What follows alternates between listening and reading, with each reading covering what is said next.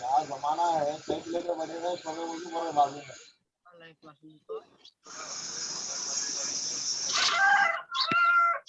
में मुझे बोल रहे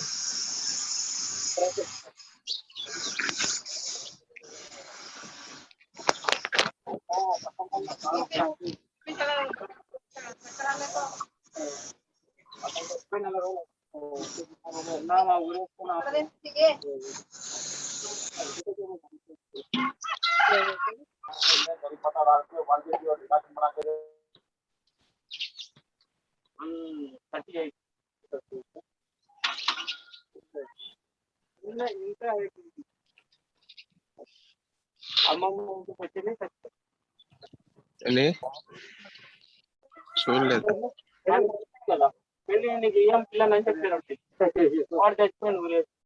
మమ్మీ తెచ్చుకోలేదు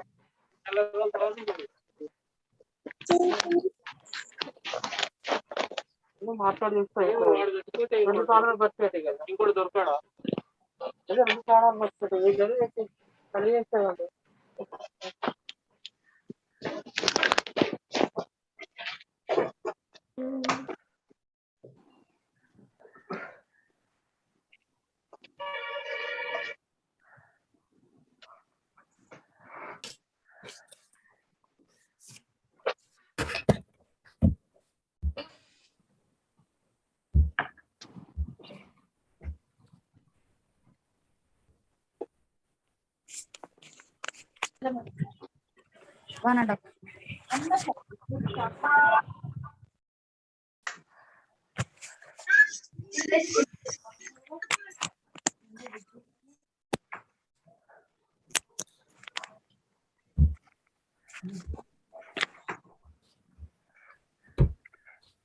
నేను మాస్క్ తీస్తున్నా, నువ్వు mask పెట్టుకోసాయి.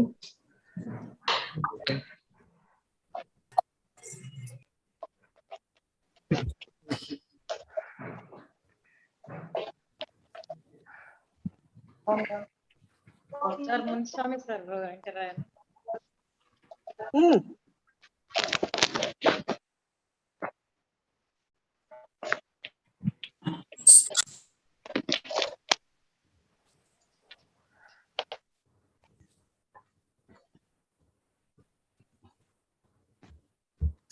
Hello. Hello, sir. Oh my God.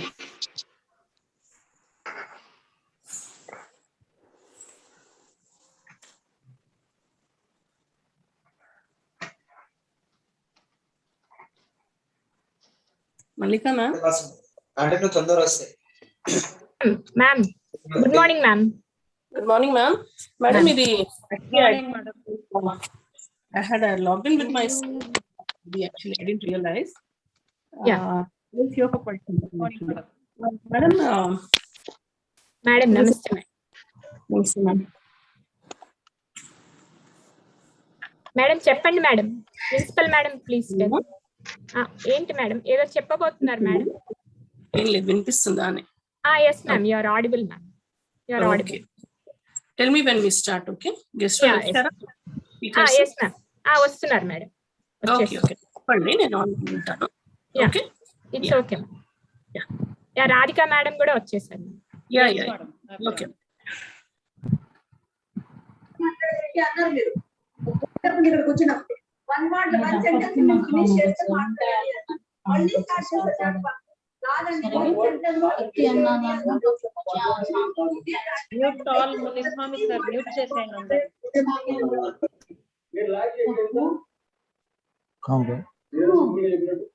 దాగొచ్చు సాధారణ దేవుడు అన్ని శివాలకు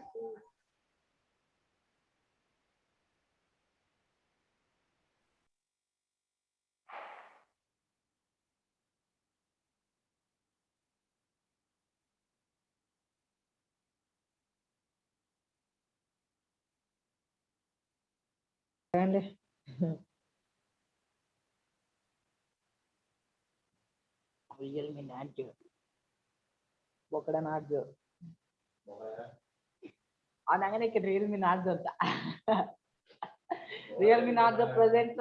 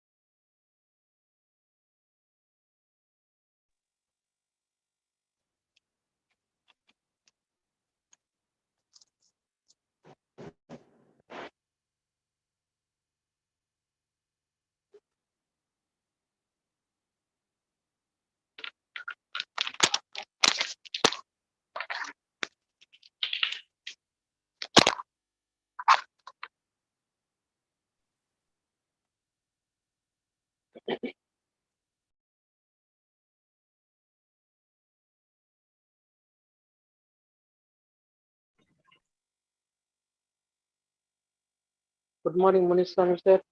Good morning, Malika ma'am. Good morning, one and all.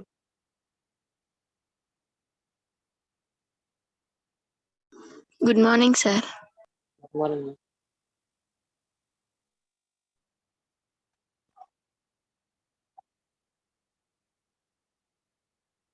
Good morning, sir.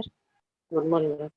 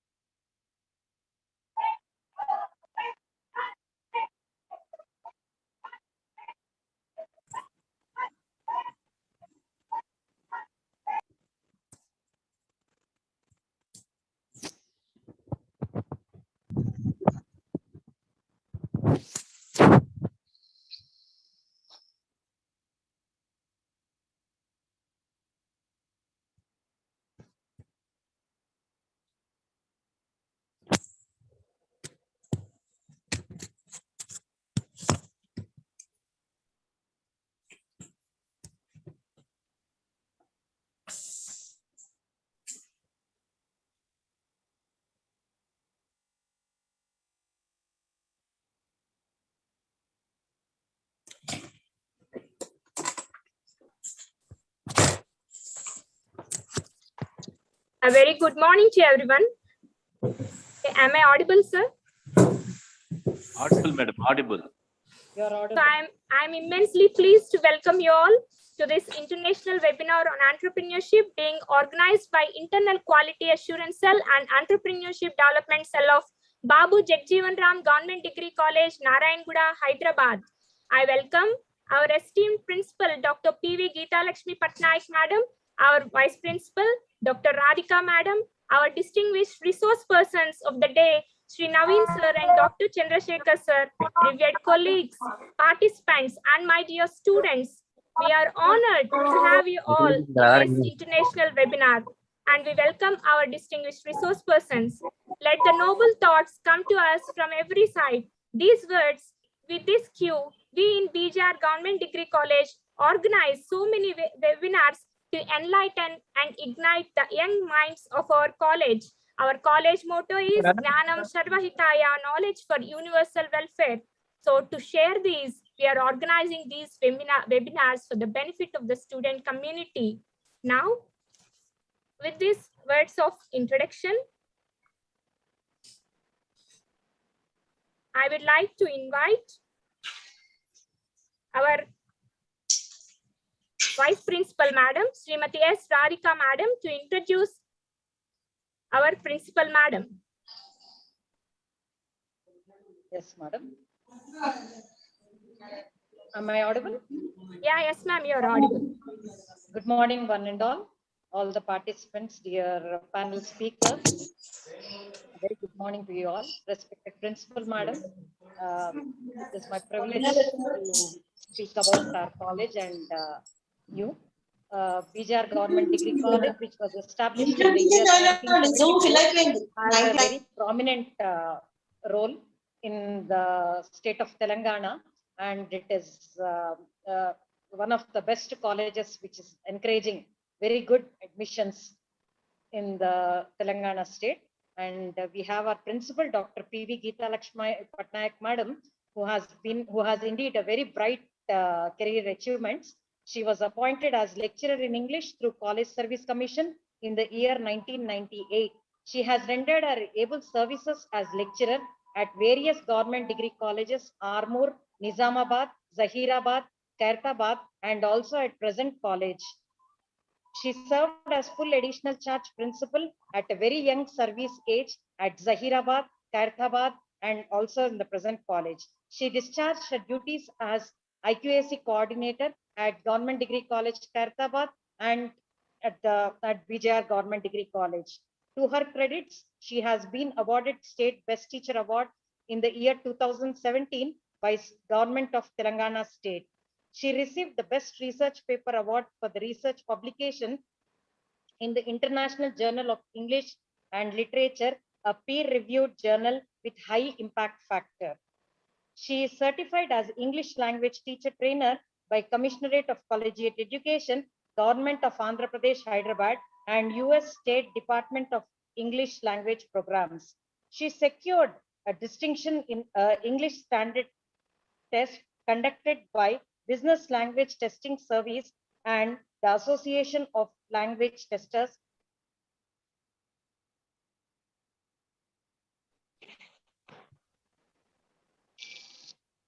Right from her schooling, she has a very brilliant prospectus, exceptional in academics. She is gold medalist in graduation and post-graduation.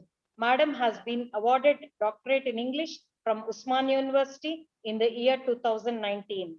She has completed a UGC sponsored minor research project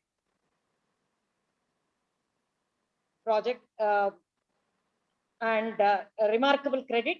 Madam has 6 publications in various international journals. She participated and presented papers in 6 international conferences and national seminars.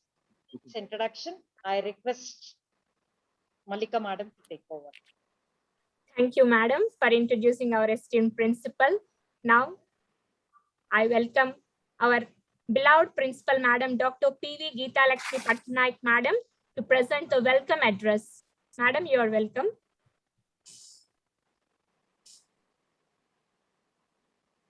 Madam, please unmute your.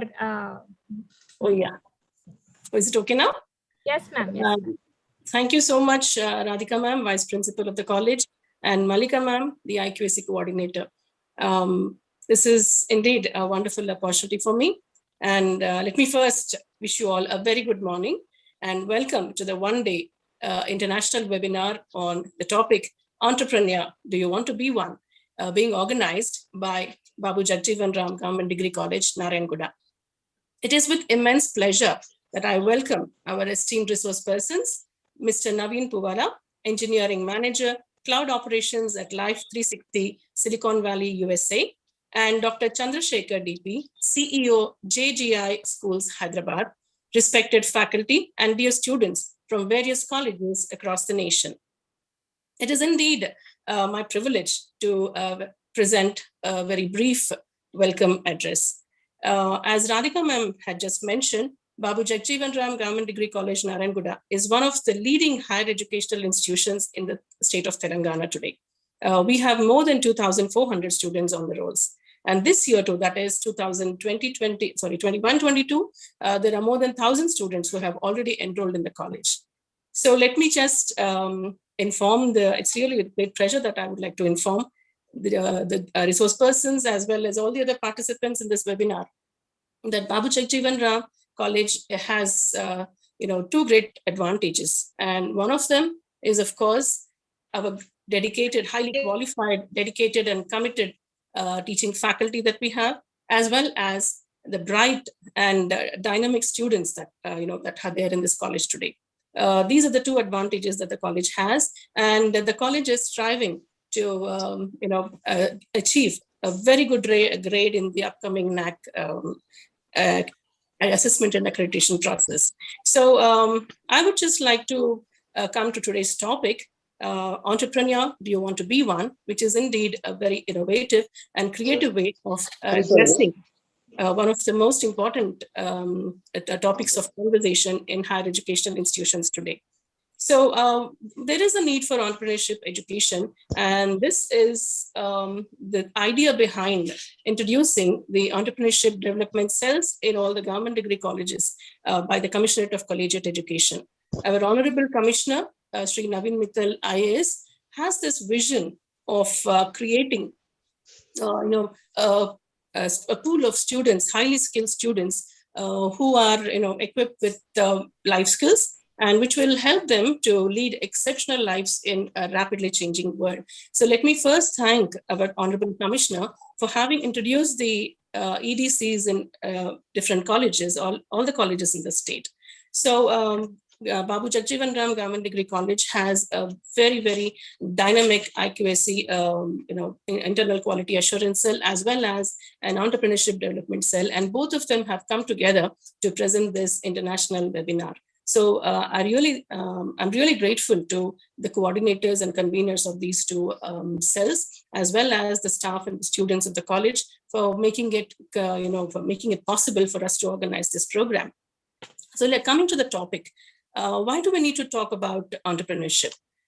This is very important because today's students need to learn very crucial life skills like learning how to collaborate and work in a team, and how to speak effectively in public, how to make effective presentations, how to collect and analyze data, and how to use social media as an advocacy tool, and how to be able, how to learn to be able to use, to solve real and complex problems. So all these things are very, very important for students to learn. So the EDC and the IQAC is actually trying to provide various initiatives through which students can learn to understand what is known as the product development cycle.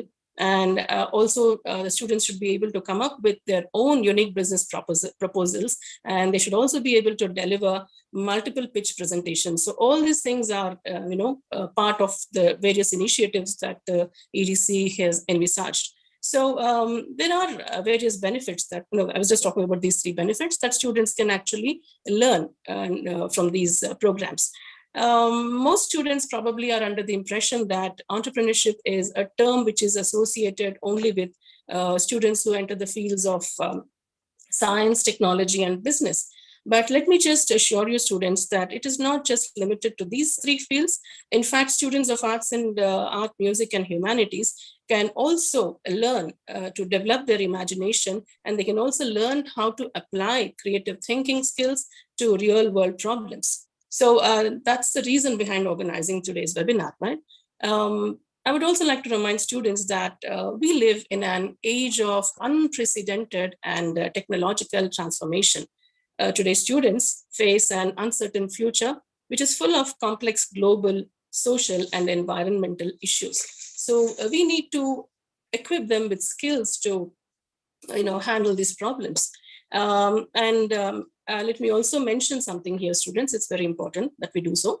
According to World Economic Forum's Future of Jobs survey, half of today's work activities could be automated by the year 2055. So this could be creating completely new roles, responsibilities, and challenges for the future workforce. So there is a need for entrepreneurship-focused programs, which will help students to learn crucial life skills that I was talking about earlier in order to navigate this uncertain future. So there is an urgency, this urgency because the government, through the as we have seen through the NEP, the government has identified that there is an industry and academia gap. And in order to address this gap, there is a need to create a robust education system. And this system has to be equipped and empowered with new age skills. And these new age skills will definitely help the students to face future reality. And therefore, the NEP is actually working towards rehauling the current educational system. And in fact, the chapter 16 of the NEP talks of entrepreneurship and professional education. So especially about the curriculum, which must ensure that postgraduates, graduates, and postgraduate students must acquire knowledge, skills, self-confidence, and entrepreneurship training. So it is in this direction that all of us are moving. So the college, Babu Jagjeevan Ram Government Degree College, is aware of all these responsibilities. And I would also like to mention before I end this brief introduction that India's unique demographic profile and nature of workforce is very crucial for us to understand the need for entrepreneurship skills among students. As all of us know, India is home to the second largest population in the world, with over 50% of the population below the age of 25. So by 2030, it will have the world's youngest and largest workforce, which is actually exceeding 1 billion. With almost 80% of the workforce informally employed, it is important for us to improve employment opportunities through targeted skilling and employment generation initiatives. So the EDC, the Commissionerate through the EDC, is actually encouraging the higher educational institutions in the state to work in this direction. And I'm glad that the EDC convener, the convener, Dr. Muniswamy, headed by the convener, Dr. Muniswamy, as well as Suryanarayan sir, and the IQAC headed by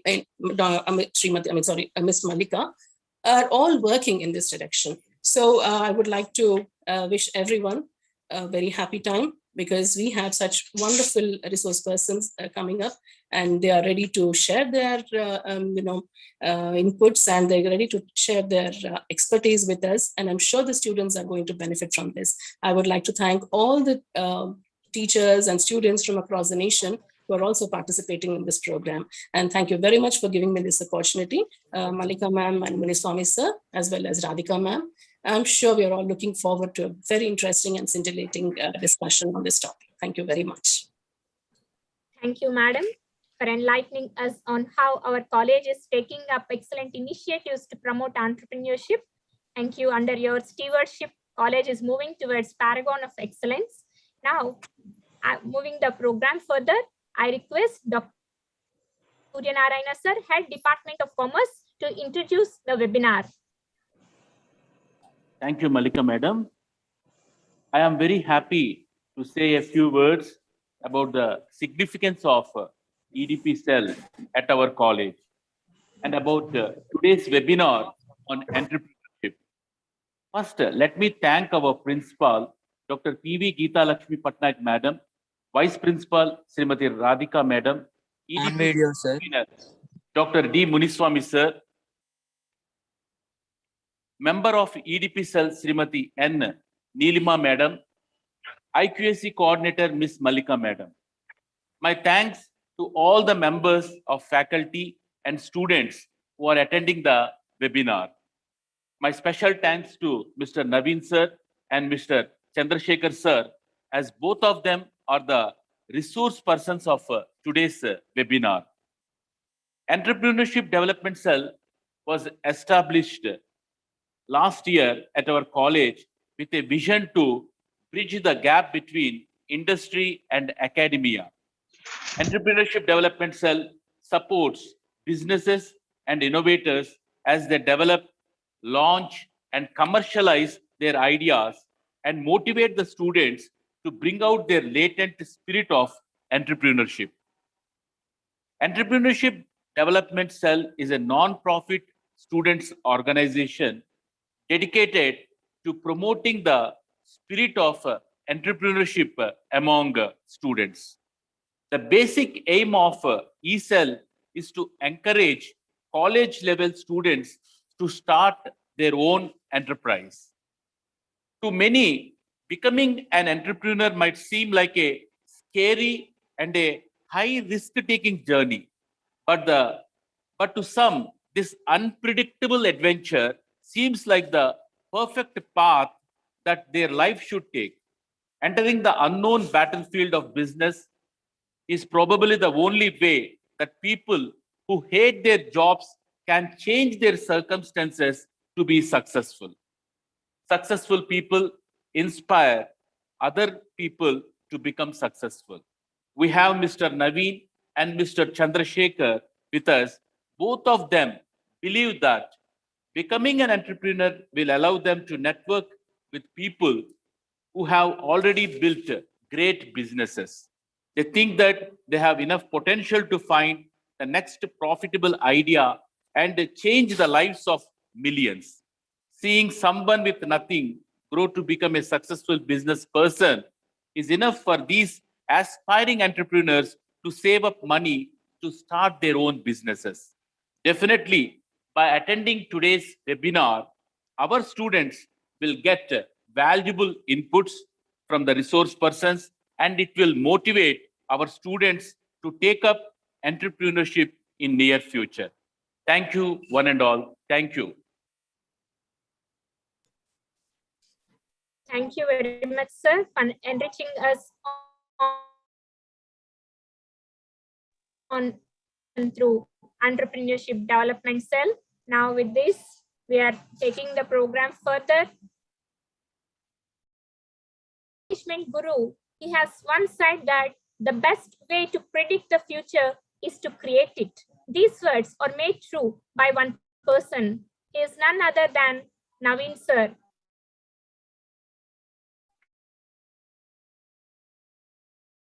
Here is a successful entrepreneur work, and he has made these words true. And I'm privileged to introduce Sri Naveen sir, the resource person of the day.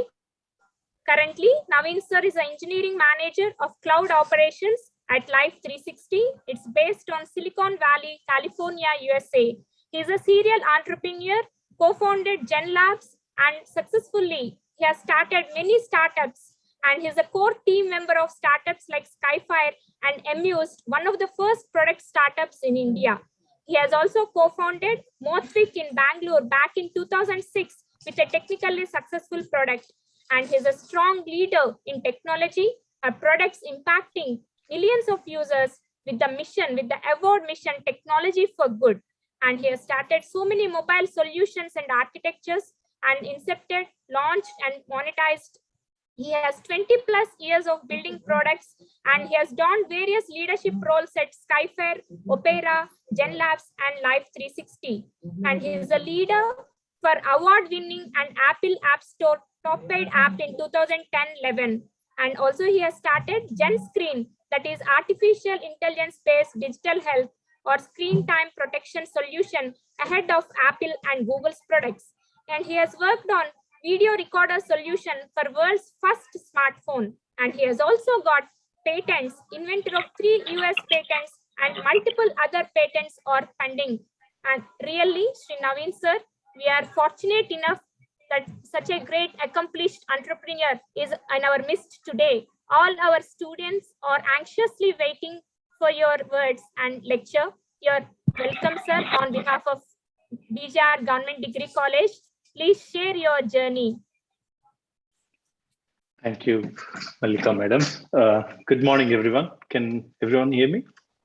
Yeah, yes, we can hear. And see my screen? Yeah, yes, we can see All your right. screen. Thank you. Cool. Thank you, Principal Madam and Vice Principal Madam and coordinators for inviting me to this webinar, and wish a good webinar for all the students participating. This topic is close to my heart. When I started my career about 20 years back, I had very little info. Mobile was not so popular. Internet is not that prevalent everywhere. So information is hard to get by. So everything you have to go and fetch the hard way. So it gives me some good pleasure to share some of my experiences and learnings in this journey. This probably might not completely align with some of the academic course contents that you have, but more from the realistic journey that I've been through. At its core, I'm going to talk about a bit about entrepreneurship, give some pointers if that is something that you would carry interesting for some of you in the future careers. Some of you might not find this as your cup of tea, and that's okay. We'll start a bit about me quickly and end the session with Q&A for folks to take care. All right. So let's start. The big question for me, I think, even after all these years, is every person has to decide: do I want to be an entrepreneur? The reason, because it's a journey, and it involves certain things, and it's better you know what those are. It makes it easier for you if you choose this path, right?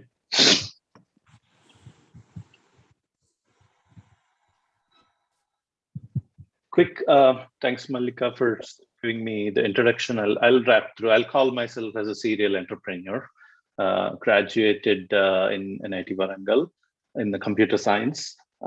Started my career at IBM, very short period, and I immediately figured out that I don't fit in a big multinational company. So switched to a product, one of the first product startups in India, in Bangalore at that time. And after that, when Amused got sold to Flextronics, that's when I kind of realized the full potential of, what's the impact of a startup. So started Mothwick. I co-founded a company along with my friends and colleagues.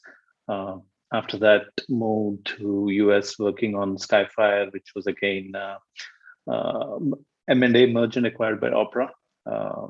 Then came out and started Zen Labs with a couple of co-founders. Recently, it got sold to Life 360, where I'm kind of working in that company right now. Right now, I'm the senior manager for cloud operations. What I do, I build products. One of the recent features is that it's called an SOS alert, that when you're in danger, you can open the app, and when you press that, all your friends and family members get a phone or a message saying that you have some problem, and they can do police or help you. It's more about your safety, right? And I also take care of scaling the backend. We have like billions of user API requests. So I maintain or manage that system, making sure we support our multi-million users. Prior to that, as I was the CTO at Zen Labs, taking care of all the technology, mostly intellectual property and architecture of the whole system. My core, how do I summarize my thing? I would say ideation to solution building, launching a product, and monetization. That's where I kind of fit into, I describe my role. What's the impact or work that I kind of enjoy or do? I believe in my mission called Technology for Good. If you ask me, have I done this before? Do I know my mission at 20 years back? No. Started with, but eventually arrived with this. And I think I've been, luckily, all my work fits into that. What does that mean? It kind of, I basically build products and solutions in using technology. And then mostly I enjoy when a physical amount of good is being done. How, for example, if you see as part of Zen Screen, we kind of came up with, okay, with all these digital intervention, how do we do? We know food pyramids, that we should eat carbohydrates, the proteins and fat. What about internet, phones, computers and all? So we build a product around that and we call that digital pyramid health diet, like just like I.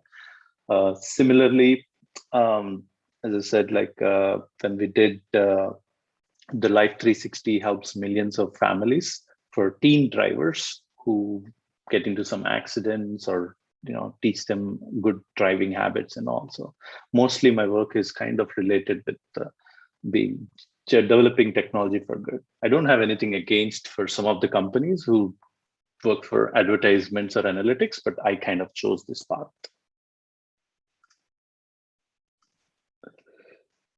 Where did it start? Mostly it's all about passion about mathematics very early. School, high school and college was wanted to be the best in mathematics. That led me to go and chase computer science at that time. And then working in over a period of time, realization that, okay, I can mix this technology, and the smartphone was like very new and kind of getting into, we kind of sensed that after the internet laptops, smartphones was the next big thing. So kind of mostly spent my time working on that. How do I generate fun? How do I enjoy my work? When a user or a customer gives a feedback that I love your product or feature, that's like one of the best moments. Like I share with my family very happily, and it gives me the kick. What do you call, right? For example, recently during COVID, when COVID started, one of the user emailed us and said that thanks for keeping them away from. Initially, there was so much of news craziness going on, so they used our solution to kind of monitor, switch off from that. So makes happy, right? One of the proud moments I have was like when I developed a product for Opera from here. My father bought a Samsung phone in India, and he was able to use that feature. And he called me and told me, "Hey, it's all this. It's good, right?" So this is I consider one of the biggest things that you have to figure out, which I'll discuss about. What are you in it? What do you cherish in the long term? Okay, let's get to the main topic here. Entrepreneurship, entrepreneurs. I'll just pause a bit here. I'll ask a question for all of you. Who are some of the entrepreneurs that come to your mind? I don't know if chat facility is there. If you want to add some answers, some names there, I'll pause 10, 15. Yes, chat facility is there. Students, you can post in the chat. Yeah, one student has posted, Naveen sir, Elon Musk. Okay. Ratan Tata. Cool. All right. We'll wait for 10 more seconds. We have some more time. Jeff Bezos. Ranveer Allahabad. Got it. Mukesh All right. Ambani. Good. Ajay Interesting Premji. answer there. Teachers, according to me. Interesting. Yes. One of the answers I would give after all these years is most of you, there will be somebody very close in your family entrepreneur to me doesn't need to be all the world renowned persons. There will be someone in your life close by which kind of impacted your life, changed the course of your life, or there around people around, right? If I have to pick an example, I would say I would pick my mother is an entrepreneur. She has done some things out of her natural regular path, which kind of I always look for and see as an inspiration. Let's see what's the definition of an entrepreneur, right? A person who organizes and manages any enterprise, especially a business, usually with considerable initiative and risk. This is an official definition, which is very close to reality. I underlined and highlighted a couple of words there. Any. So as the principal madam spoke earlier, that it is not related to a technology company. It is not related to a specific business area. It can be anything, right? What does differentiate between a entrepreneurship versus a regular business, right? It has to have a considerable initiative and risk, meaning you have to take some different path from what's an existing established thing. We all know we have a street vendor selling goods in our house lines, right? If you or me set up the same shop, it's not considered an entrepreneurship. It's already defined. It's already there. There is nothing. Or if somebody is taking over his father's or somebody else's business, that's not an entrepreneurship, right? There is nothing new there. There is not much of risk there, right? With, again, risk always comes with rewards, yields rewards. You want rewards, you have to take risk. High rewards, high risk. Low rewards, low risk, right? And initiative is an interesting word. Initiative can be innovative, right? Sometimes it's hard to raise new ideas. Everything is not innovative always, but there is a word called, I use it as alternative for this. It's called value. Can you add value, right? And that also qualifies as an entrepreneurship. Can you multiply a value, right? Something is saving $100 as a business is saving $100 to a user.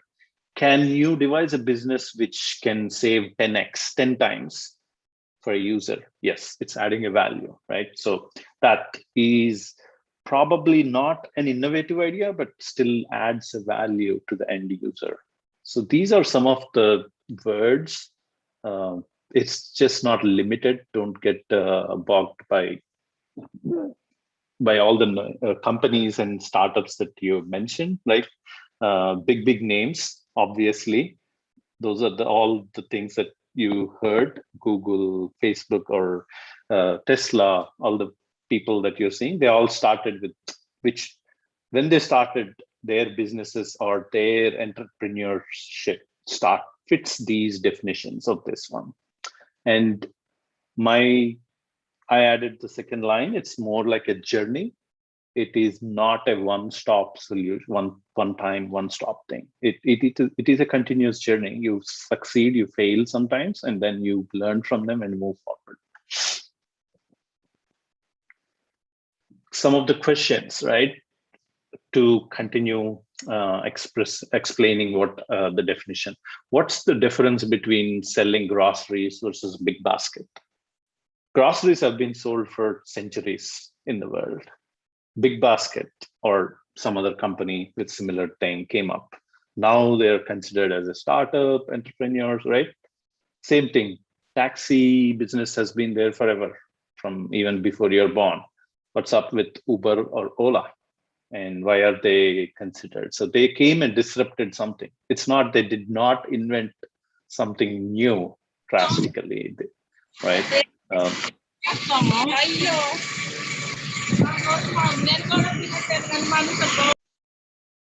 People were watching movies from times, whatever, right? Netflix became one of the world's largest valuable company. It's not too much.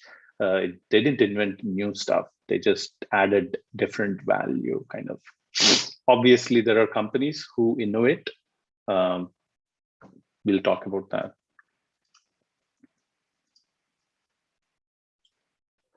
So, distilling that term entrepreneurship or journey, what are some of the words that remind me, or there may be more, but these are some of the things that I kind of feel close.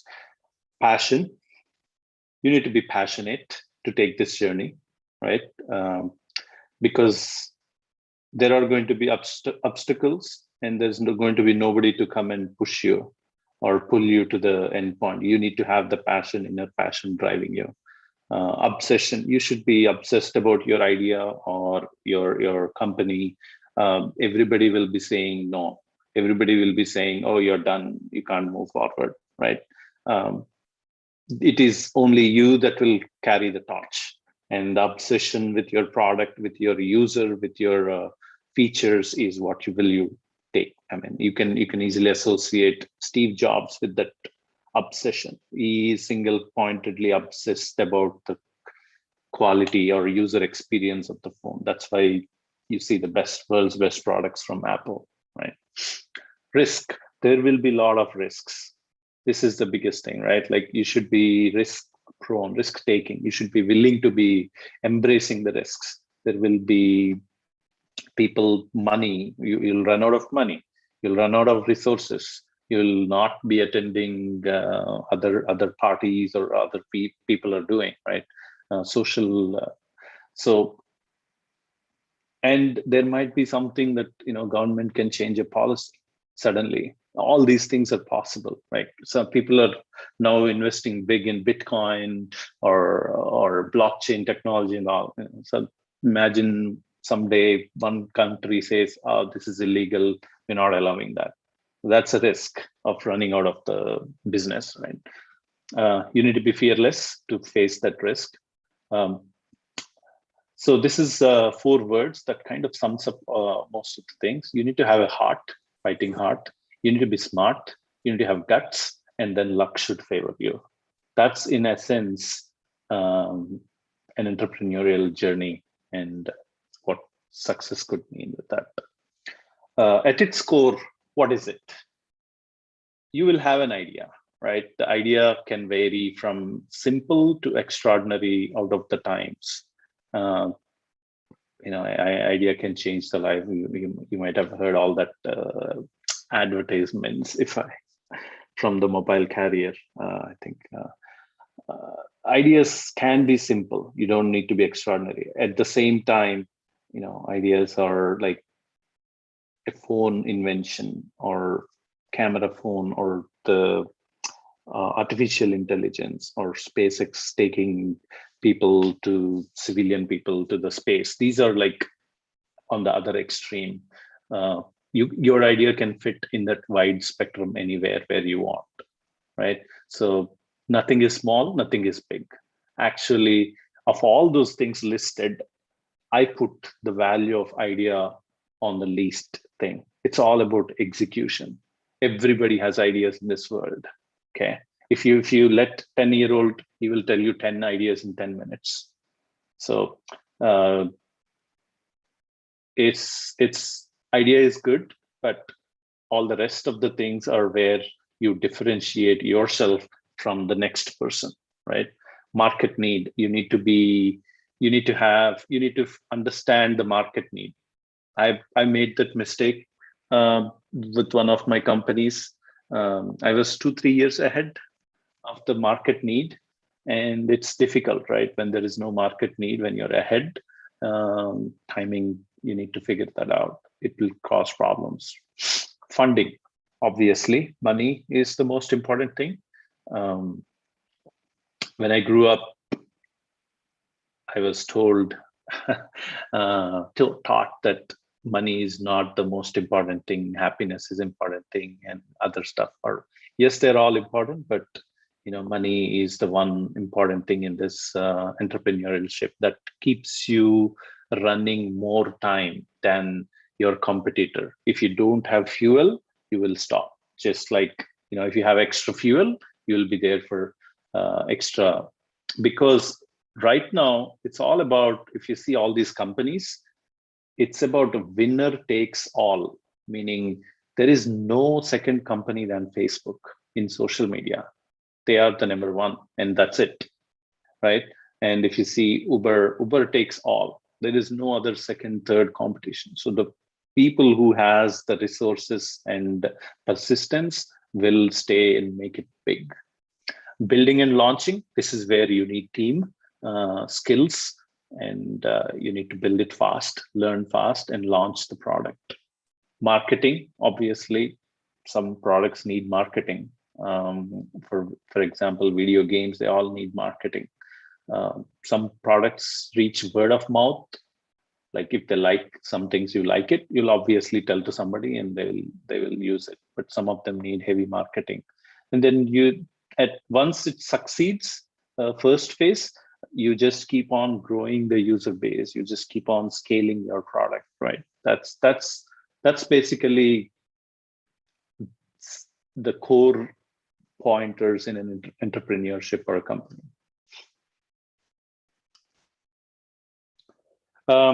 This slide is if you ask me, of all the slides, which is the most important slide, this is what I would say from a personal career point of view. To me, there are three things for each of you to consider. There's money, there's fame, there's good. The best place is to be where you get everything. Do something and get money, fame, and also do good, right?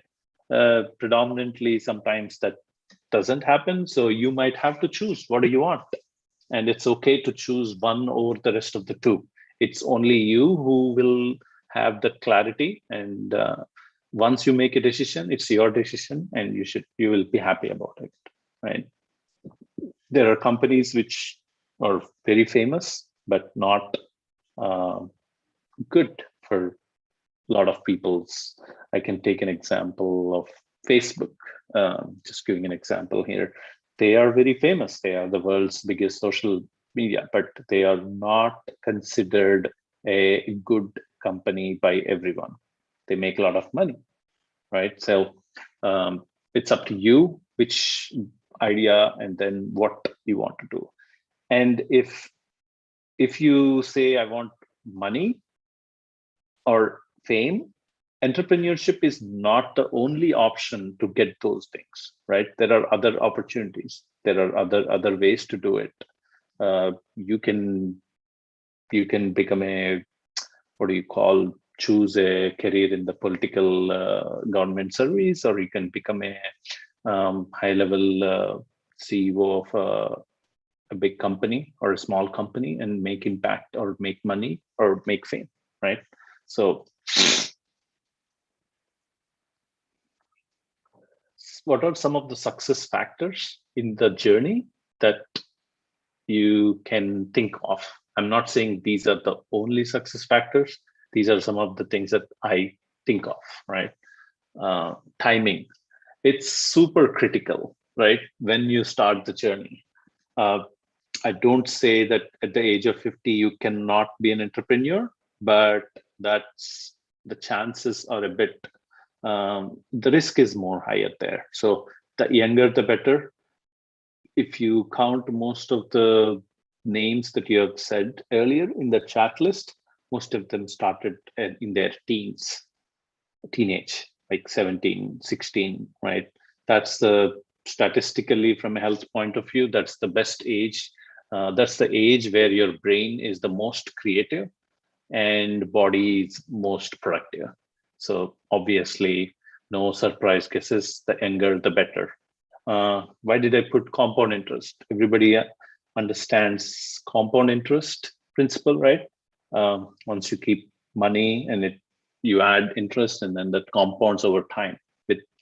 And it's very simple. The earlier that you start, once you start getting returns from the journey, and you can keep on adding, and the returns will be compounded by the age you are 30 or 40, right? Networking. You need networking. Networking means people. You need help of people. It's very difficult to build a company or without help, right? Very few ideas require a single person doing everything. It is possible, but not a lot of things. At some point, you need help. So how do you get help? You need to know good people, and that's one. Or think of it other way. Your friend wants to is starting his own entrepreneurship journey in a company, and he needs help. Who does he go to first? He's going to reach out from his circle first, who he thinks, right? So it's either way, whether you want help or somebody wants to help, it's all about networking. And I can give an example, quick example of Facebook. When Mark Zuckerberg started, and he started alone, but when he came to Silicon Valley from the college after dropout, who did he pull for us, the next employees or helpers, right? One of them is his sister, who is senior to him, and a couple of friends from his college. And obviously, they must have shared all the success and money out of the Facebook success story, right? The resources that are available right now are a lot. I mean, they unbelievable compared to 10, 20 years back, right? The principal madam mentioned the cell, entrepreneurship cell, and government pushing, and there are a lot of incubators in Hyderabad or Bangalore, or looking for the next idea. Folks are willing to invest in the companies or ideas. And it's very easy right now to take an idea to a decent state. Technology has become so cheap. Previously, somebody needs to fund to create a demo of a product 10 years back, because servers are expensive, design is expensive, everything was expensive. Now everything is almost automated, servers are cheap. You want to build a social network, I mean, you can do it in 1 day or 2 days. All you need to do is gather more people onto that. Solution building is not hard. So it's easy. The tools at your disposal are like super cool right now. Like you can build a AI application or solution using Amazon Web Services or Google Cloud solution with, if you can watch a Udemy online video about artificial intelligence. You can pick an idea, you can build it. So the barriers have gone down. So if you have idea, just spend some time in your evenings and weekends, and you could get to a first stage POC, right? This is big difference between now versus 5 to 10 years back. This is in your advantage. So seek all the help that you can. There are a lot of people who will help you in this journey. You just need to reach out. Luck, again, I'm touching this. Luck is defined as preparation meets opportunity. You need lots of luck. And what that means is you need to be ready. How do you become ready? You need to be doing all the things and excelling at them. And then when the opportunity is ready, you are more ready than other person. That's what's called luck. There's nothing else. Everybody who ever succeeded in these journeys are just one step extra prepared when the opportunity came.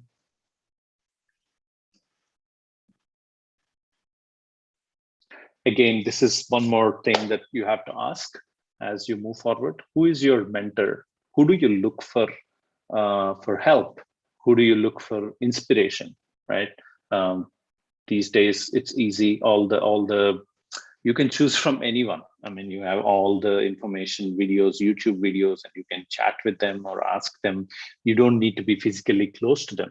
Pick a couple of people or one or two who you know, who you feel close to, right?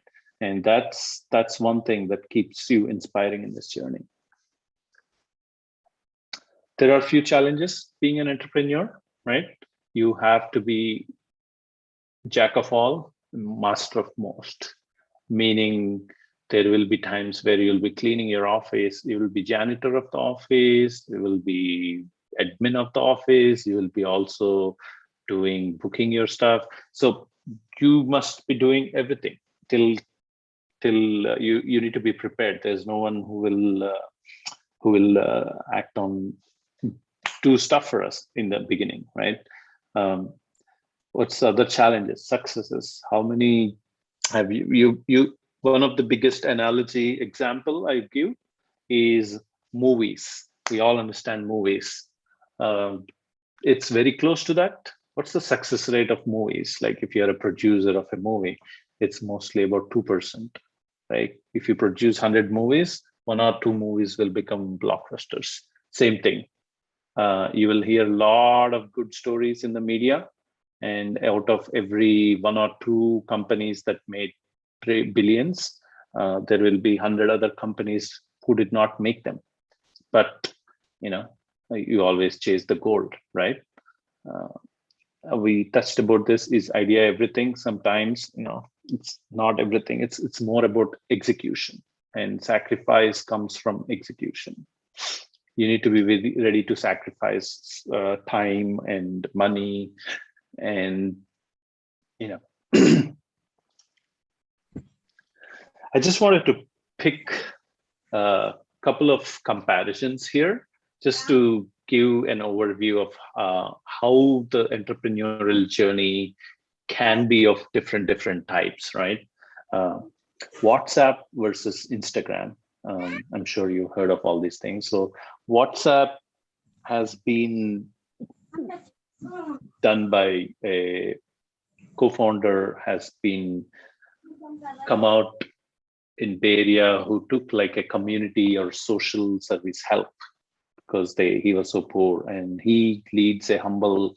He was rejected by Google, YouTube, and a lot of other companies when he applied to join them. And then he said that he came up with WhatsApp, and he took a different approach, right?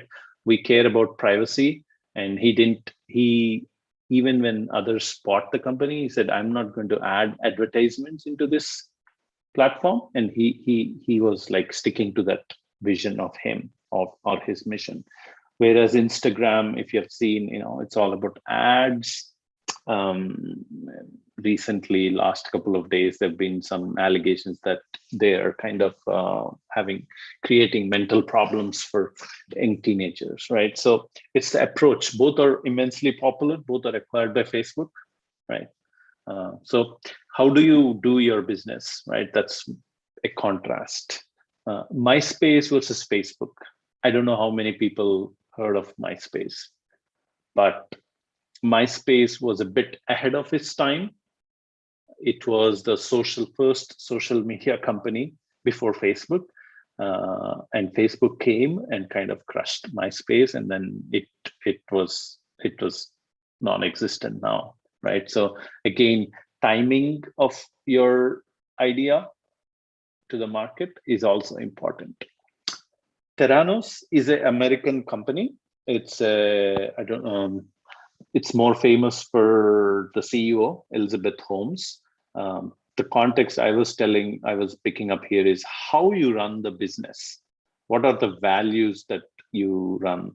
CEO has been going through prosecution. They were valued at some point of time like more than $1 billion, and the company is being claimed. It is about blood testing company, and they were accused of cheating now and hiding the facts, the real facts, when selling. So how you want to run, it's a history, right? Like it's one of the things that you wanted to figure out. In the same theme, Tata versus Reliance, people kind of more treat Tata company for more values, versus Reliance for its aggressiveness. So these are some of the traits that, that are, as a person, as each of you try to do, your characteristics will kind of map into some of these things, right? A couple of companies that I put that Redbus is a 10-year back. It was one of the startups started by one of guys like you from Telangana, right? And it became one of the biggest success story of Indian startups, right? It's just a simple idea. It's about online bus ticketing, and it made history in he's a simple guy. I met him in a couple of entrepreneurship summits, and he just went through the same thing. He has an idea, simple idea, went through some funding and executed customer obsession. And this one, Biocon, is the example I shared here. Is she's one of her CEO, Kiran Majumdar Shah, is one of the first Indian female billionaire, right? And she set up this out very early in her career and bet on that. It was like 40 years back, 30 years back, Biocon. And bio in India by a female was so that's like an idea innovation kind of thing. So I just wanted to share some of the examples that I picked up in terms of what are those startups. Basically, these are all big companies, but they all started. I think that's all I have. Open for question and answers. Hope you found something useful. It's an I want you all to think about all of these for your career and use all the resources that are available and make the most of it. I think governments and colleges and institutions are ready to help each of you. I wish you all the best for your career. Thank you, Naveen sir. It is open for discussion now. First of all, Sai Chitra from BA EPP second year. You told me that you have a question. Please unmute and ask your question. Yes, ma'am. Yeah. Sai Hello, Chitra, sir. please. Hi. Please. Yes, sir. Actually, what is a productive time to read or study and to acquire knowledge, sir? You mean age or time in around? In a day, sir. In a day. Oh, okay. That depends on individuals. I prefer mornings. It's just whenever you can find a uninterrupted chunk of time, right? It's just like you want to do something. Can you find 2 hours of non-disruptive time? The real thing here is that when you start something, how deep are you going? How long are you going, right? So it's all about when you get focus time. If you think you are best productive in the late night, I don't think there is any rule here that you should only do it in the morning versus night. So it's about your body and whenever you find uninterrupted, dedicated time. Okay, sir. And one more, sir. Yeah. And how can the people be motivated every day, every minute, sir, in order to achieve their goal? It is my question. Yeah. Sir. Yeah, it's a good question. Actually, I'm trying to find a solution to solve my son. How can I keep him motivated at his age, right? So it's a good question. I'll give my example so you can pick up. You can read everybody else's history. Like Elon Musk has his own, Tata has his own. I have my own, right? When initially, I'll just give an example. During the college, initially, one of the things that drove me was I don't want anybody else to score better than me in mathematics. and that was one thing that used to drive, right? I couldn't let anybody. That's it. From intermediate, in my bachelor's, in everything, right? So that is one thing I always used to use as a goalpost, right? So everybody has their own. Is that the thing that I use for now? No, something else, right? So it changes. Just pick something. If you are interested in money, there is a carrot and stick model, right? Somebody likes carrot, somebody likes stick, meaning I'll fail in life, I won't get that. You can use that as your motivation. Carrot is, oh, if I do this, I'm going to become that. So just keep on reminding that obviously you will have deviations, but as long as you keep reminding yourself, you'll come back. Okay, sir. Thank you. Okay, thank you, sir. Now, Hari Krishna Naik from BCom. Hari Krishna Naik. Yes, ma'am. Yeah, please unmute and ask the question. Hello, Yeah, sir. Hari Krishna. Yes, sir. My doubt is what is your best advice for people on how to recruit great team membership? Okay. How to create a great team, work in a team. How to recruit great team membership, sir? Oh, great team members. How do you recruit? Okay. Yes, sir. Obviously, there are two things here. One, you need to hang out with your networking is very important, right? The importance somebody to join you is that they need to see a value. They are committing their time to you, and you have a lot of competition. Like as a startup, you're competing with Googles and Amazons who pay a lot, decent life, comfortable life. Why should somebody come and join you, right? There has to be some kind of a unique mission that aligns with him or her. And he, as I said, like, the fame, money, and power, good people will have, not every people are after money. If initially in your early days of startups, Yes. you always tie with your mission. There will be people who will be coming in aligned. I mean, there are tons of people who do not volunteer work organizations, right? Great, they dedicate their times and life. So I think you need to have a good networking, and then if your mission idea is good, there will be people who will join that. Okay, sir. Thank you so much, sir. There is another question, good question from chat box. Harish from BA, Harish, how your concept of value and purpose are related? Suggest psychological and general tips to students based on your experience.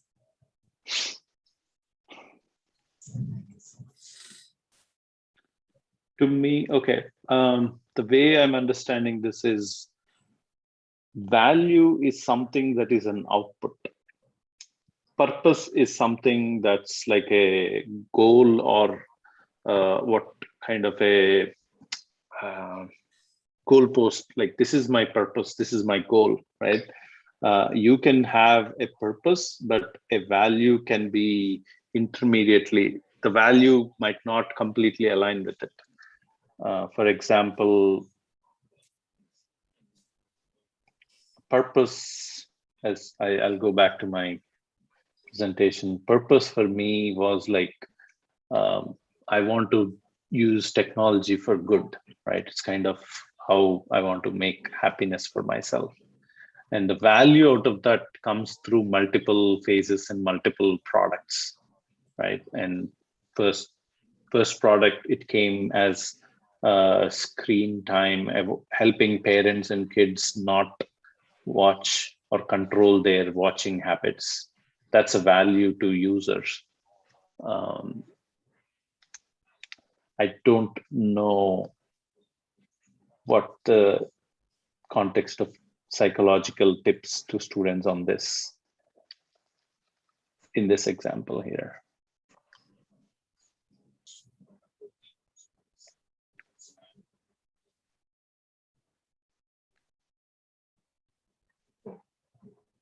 Okay, if you're thinking about what some of the tips to have value and purpose, like focus on what's your purpose, right?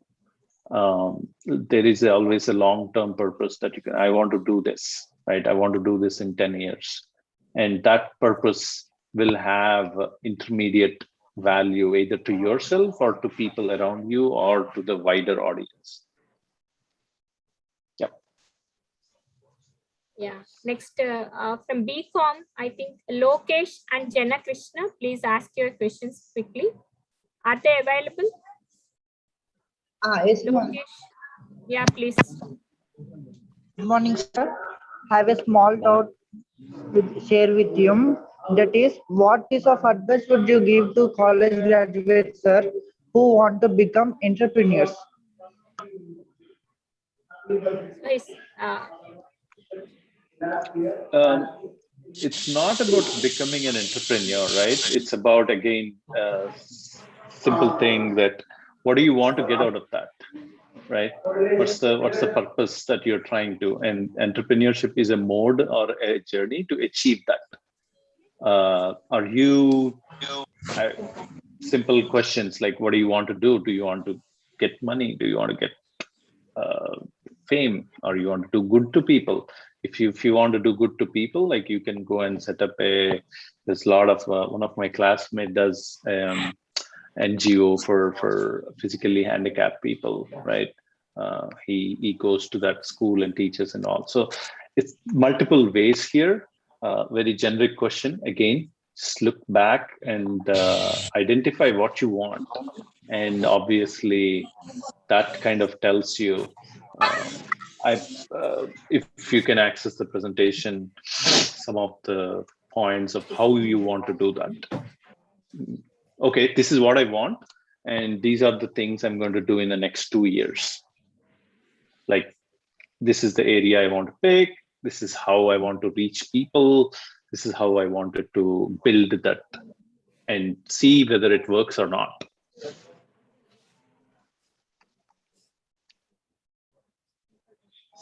Yeah, here in the chat box from Kunath Vishnu from BA.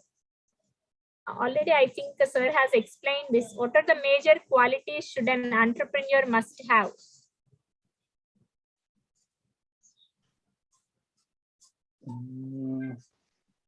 Yeah, I think we went through that slide. Yeah, I think you can answer another one. How the social media utilized in entrepreneurship? Yes, this is an interesting question, right? Most of the startups start in stealth mode. What they call is, when they're building something, they want to be quiet. They don't want others to know what they're doing, right? You will be shut down at that point. Now, once you're ready, there is a phase where you wanted to recruit users to test your product, depending on where you are, whether it's a consumer product or whether it's a enterprise product. You need people there, right? Yes. That is an effective place where you reach multiple. Obviously, social media is a very big term there. Like, there are special purpose for this. You can go to angel startup groups. You can go to something like product hunt kind of thing, like where you can get your story in. There are tech magazines or which reach out to a lot of technical folks, like yourstory.in. You can go reach out and then explain your product. So it's not just social media. There are extra services around using the social media dedicated to promote the entrepreneurs or startups. Okay. And this is one of the very hardest things. As I said, like, idea is in the bottom level, building is relatively easier, a solution. Taking it to the people, selling your product is the hardest thing. So you have to use all the resources. Everybody in LinkedIn, people will, like, you remember Amway folks, insurance, Amway, you run off once they say Amway, you run off from them. So you have to be that for your product. So what are the various platforms to innovate our ideas? Mm, if your idea is something related to computers, digital, it depends on what the solutions you want, right? So you always have build the first version, proof of concept or demo, right? You don't try to boil the whole ocean. You don't waste time. You first arrive at a minimum viable product, and then share it to your friends. Hey, what do you think of this, right? And the platforms actually depend on what you're trying to do. Are you trying to help some electric green or some kind of technology, battery coming up in the future? That's a different platform, right? You have to go to different companies and talk about that. Big industries. If you're coming up with a software idea, obviously you can easily learn them and then do it using existing cloud products, right? AI solutions.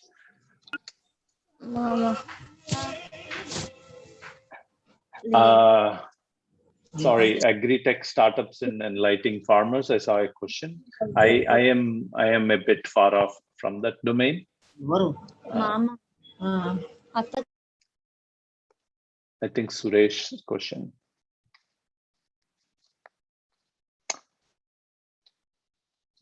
Suresh's question is on tips for starting agri-tech startups.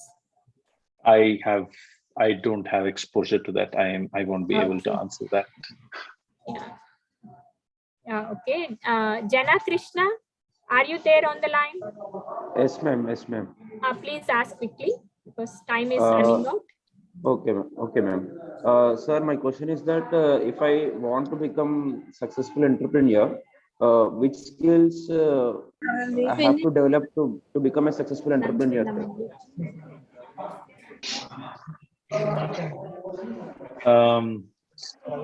You need to. So one of the important things,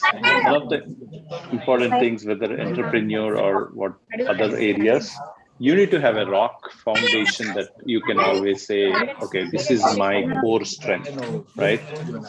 You need to identify what is your core strength. Is it sales, selling, talking, marketing, technology building, or so once you pick those areas, you need to be really good at that, because others are not going to join you. Others are not going to invest in you if you are not really good at a particular area. So identify what's your core strength and really work on that. Yes. Thank you, sir. So, Naveen sir, our faculty member, Dr. Rajesh sir, has one question. Okay. How an individual becomes successful entrepreneur in global business market? What are its challenges and remedies? As now you're in the global market based on Silicon Valley. So this is a question from our esteemed faculty member. Yeah, two aspects to this, right? How one becomes successful. If you're extremely lucky, you'll be successful first time. If you're not so, you'll be successful after a couple of failures, right? That's a high level thing. I mean, most of the folks who are successful now have done some businesses which failed, and then they learned or changed and then become successful. Now, global versus local, right? It's a very challenging aspect, right? What product value that a customer in India needs might be different from what's the product that an American customer needs, right? I'll give an example. We have fabulous, fantastic restaurants in India, right? Right from cheap, small restaurants to the very upscale, luxurious restaurants, food. If you come to here, it will be very hard to find a very upscale luxury restaurant, Indian restaurant. The reason is there is no big demand for that, right? So one place what is successful is it's not easy to replicate. But I can give you an example, like if there is a problem that is universally solvable. One thing is, you all heard Byju's company. It's an Indian cricket sponsor education. So Byju's did a great job in India, right? A phenomenal success. And now he's trying to get in the US, invest and try to conquer the world. So in that case, like, education is necessary for everyone, right? And the opportunity gave for him was because COVID forced people to switch to learn from homes and all. Otherwise, I don't know if Byju's would have had an opportunity in America, because people go to school. Why do they learn online?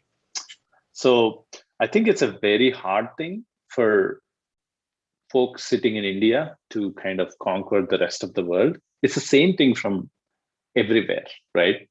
You have to pick the right area, or you have to use a tactic that Tata's use, go and acquire companies that are already successful in other markets.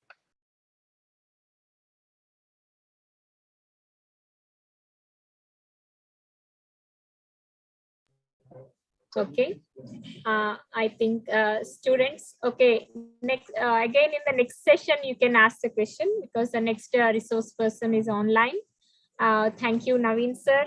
Success is not what you have, but what you are. You have proved that really. Our students are enlightened by your journey, and also by your sharing your valuable and enriching experience. Really grateful to you for joining us in an odd time. I think we have troubled a lot of time. Really, we are elated by your gracious presence, and we are grateful to you. Thank you for sparing your wonderful and valuable time.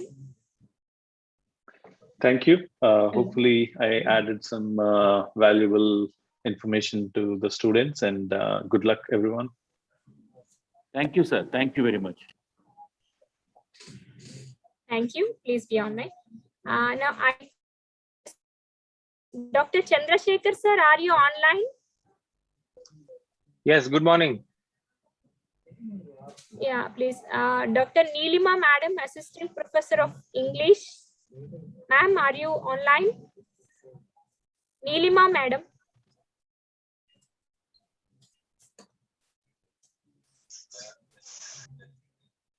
Madam, unmute చేసుకోండి. Neelima Madam, unmute చేసుకోండి Madam.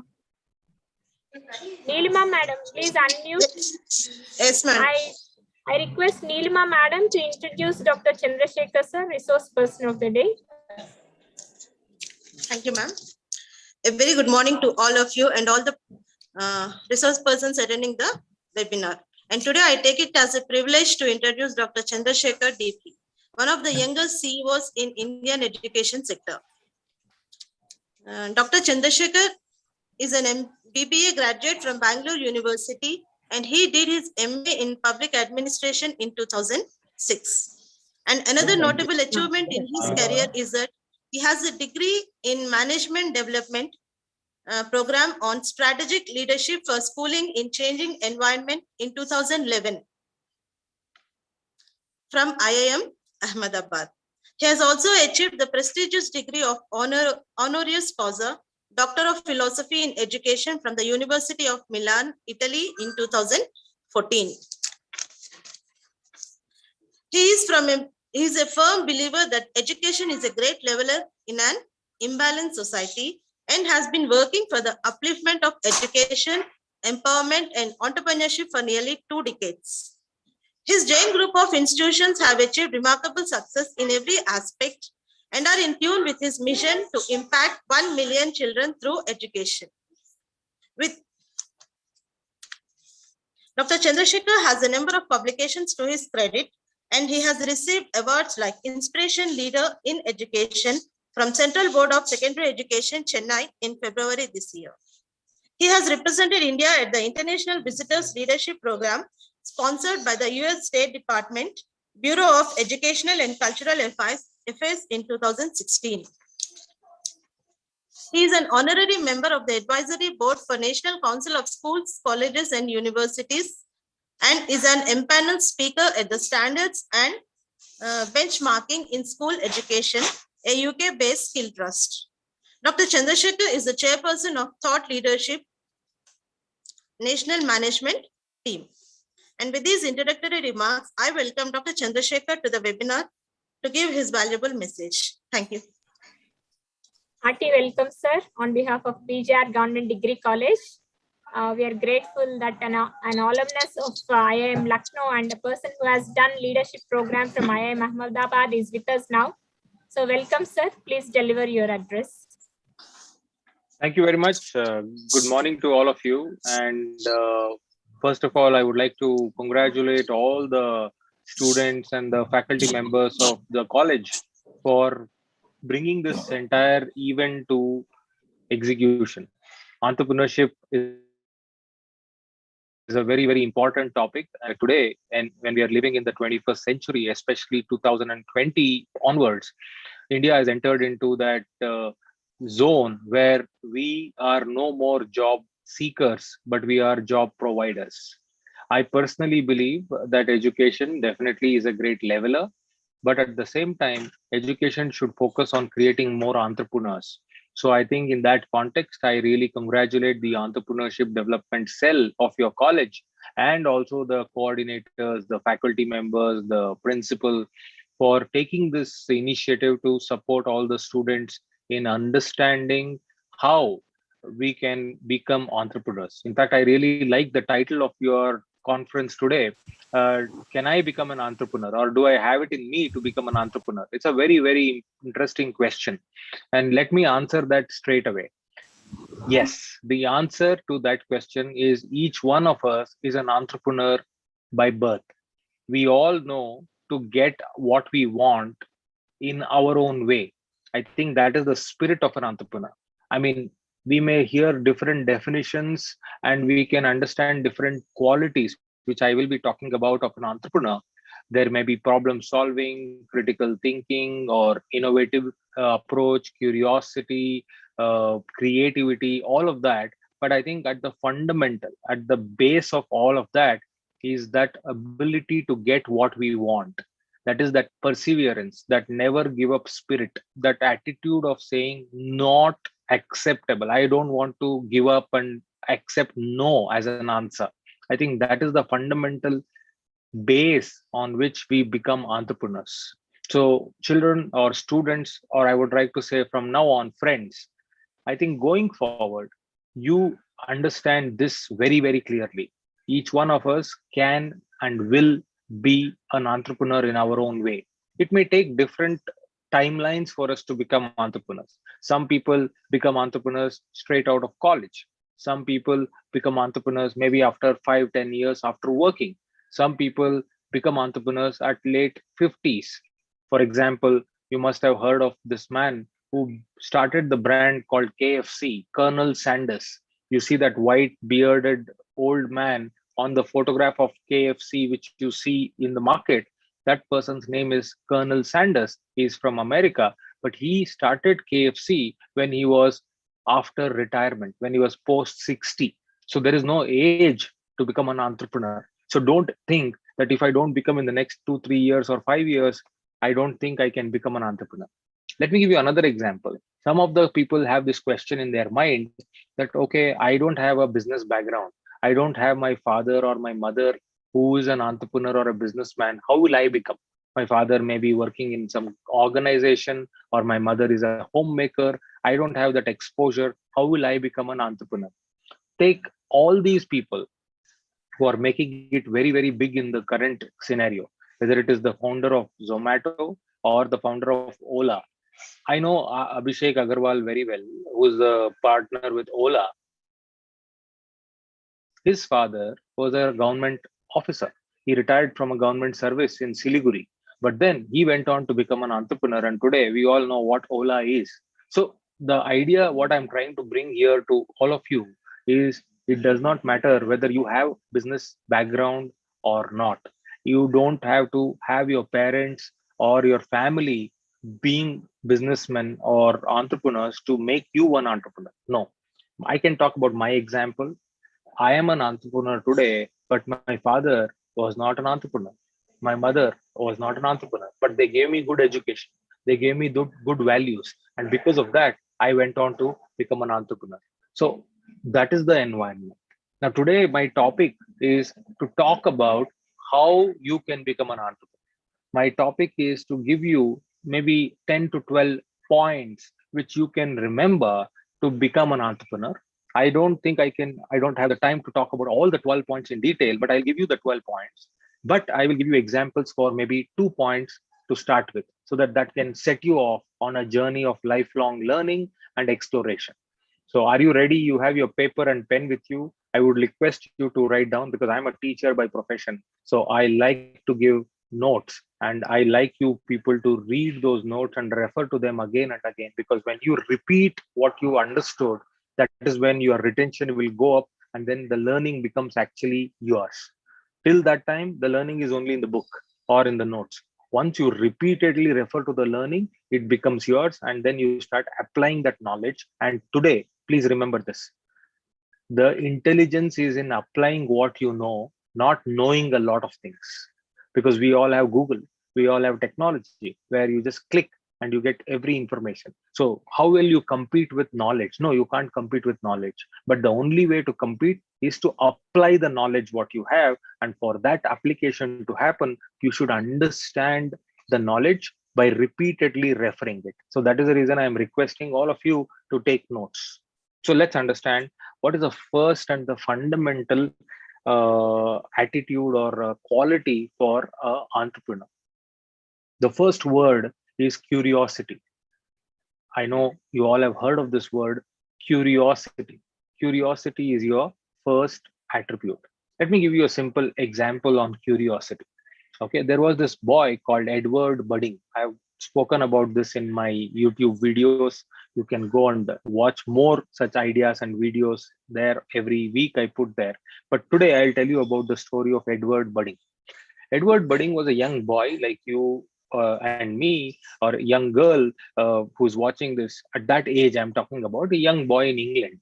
So he was working in a cloth manufacturing or a textile manufacturing unit in Manchester.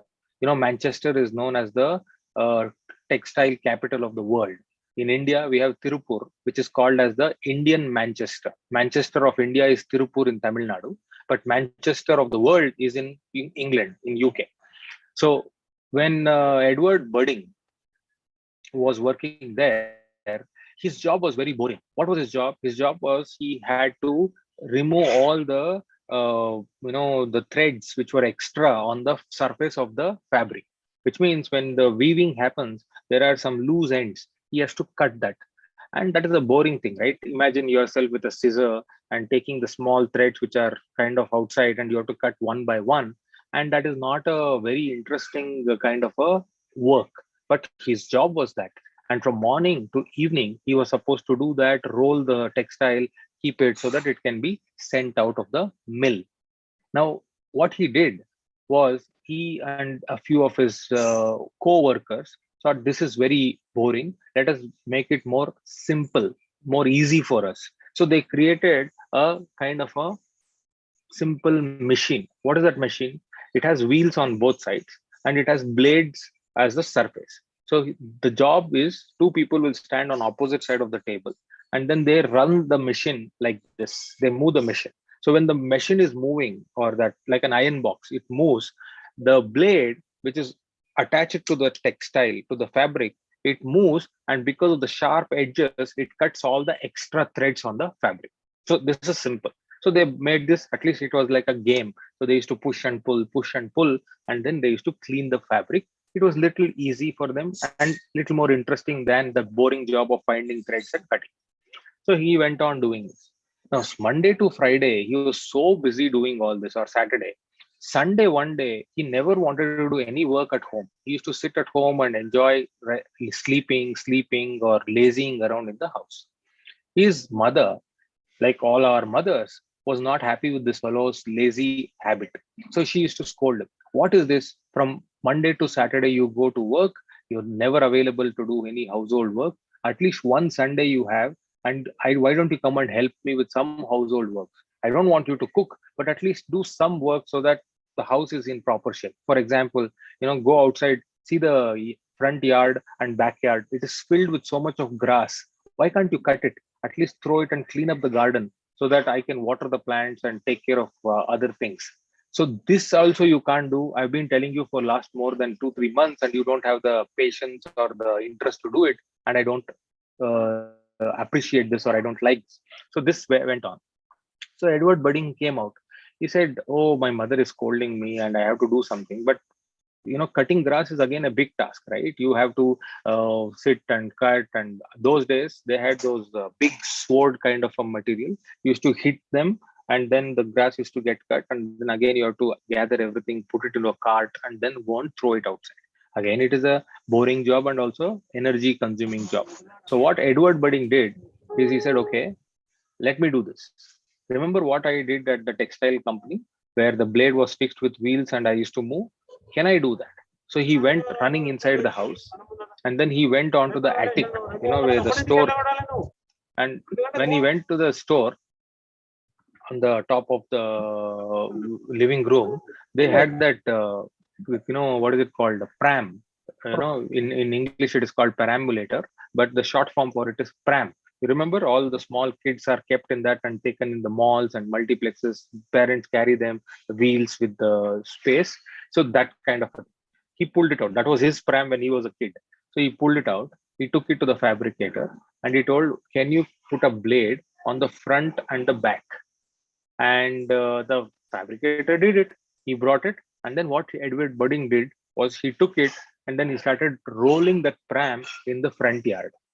And when he rolled, that blade started cutting the grass, and it was fun for him. All he has to do is to do that and come back, do that and come back.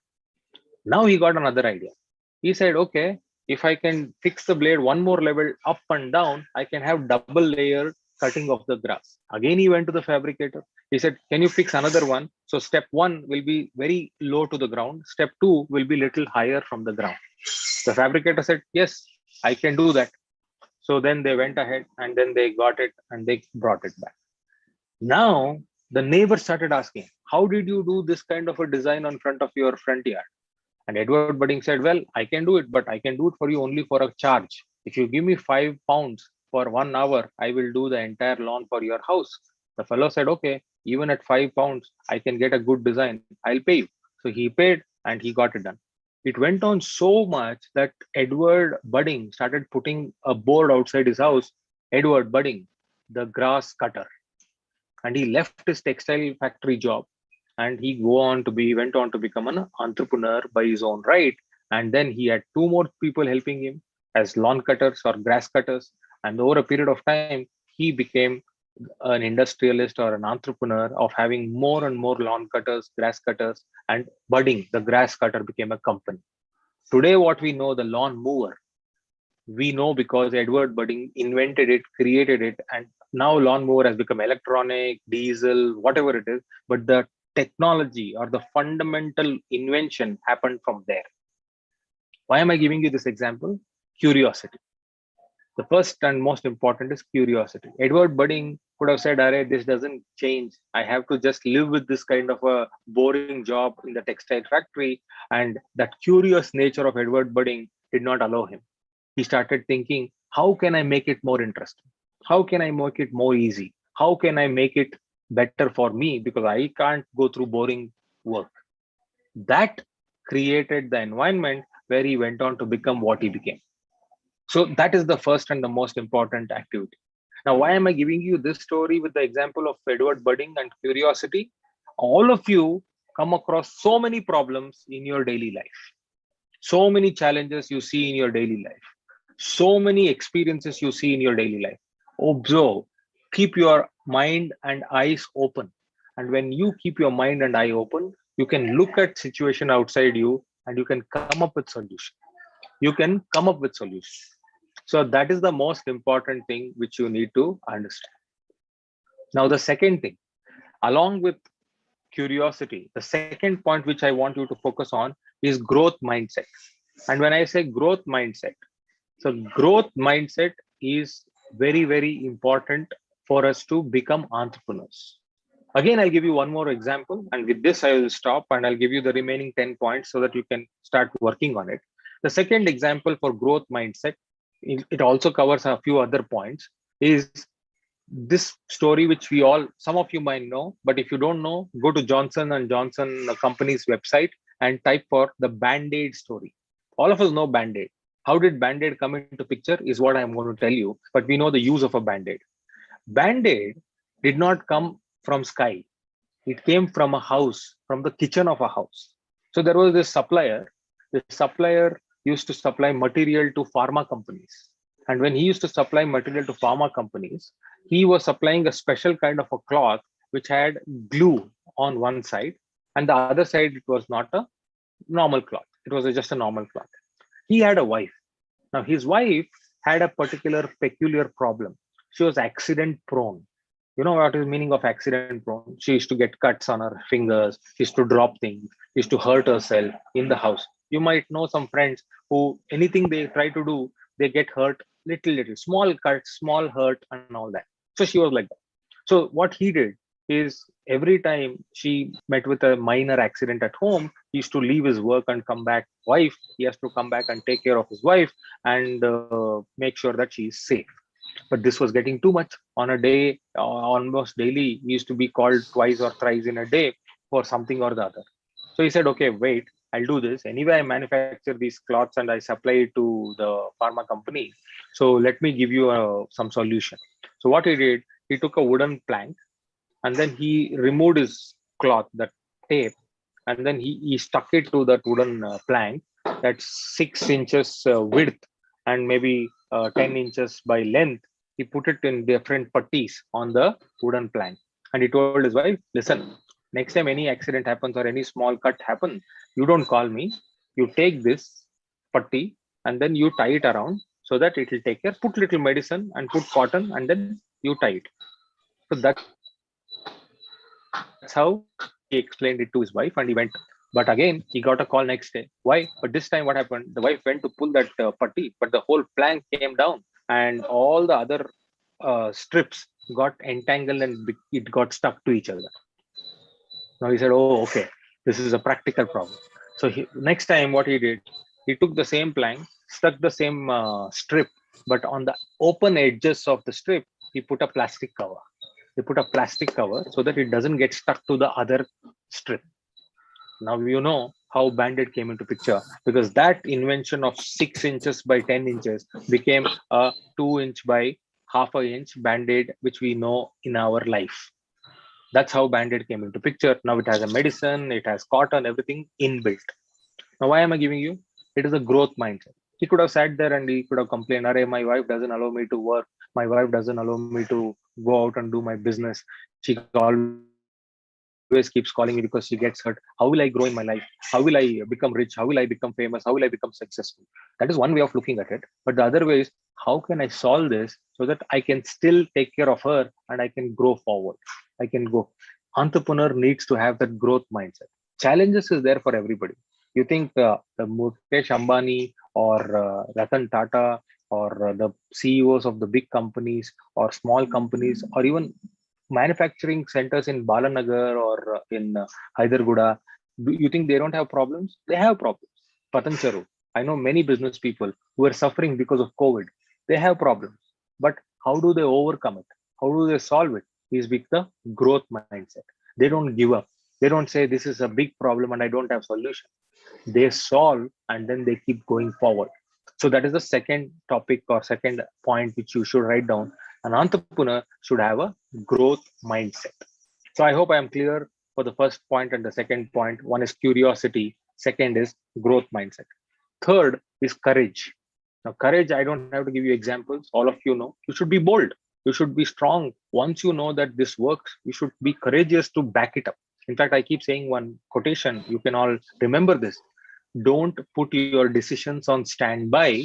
Instead, stand by your decisions. So once you take a decision, you should stand by those decisions. You should not put those decisions on standby, right? So that is the courage part of it. So the third quality is courage. Fourth, persistence or the grit, the determination. Success will not come easily. Thomas Alva Edison is a classic example. 10,000 experiments he did before he invented the electric bulb. 10,000. I mean, how many people here in this forum has the patience to hold on for 10,000 experiments?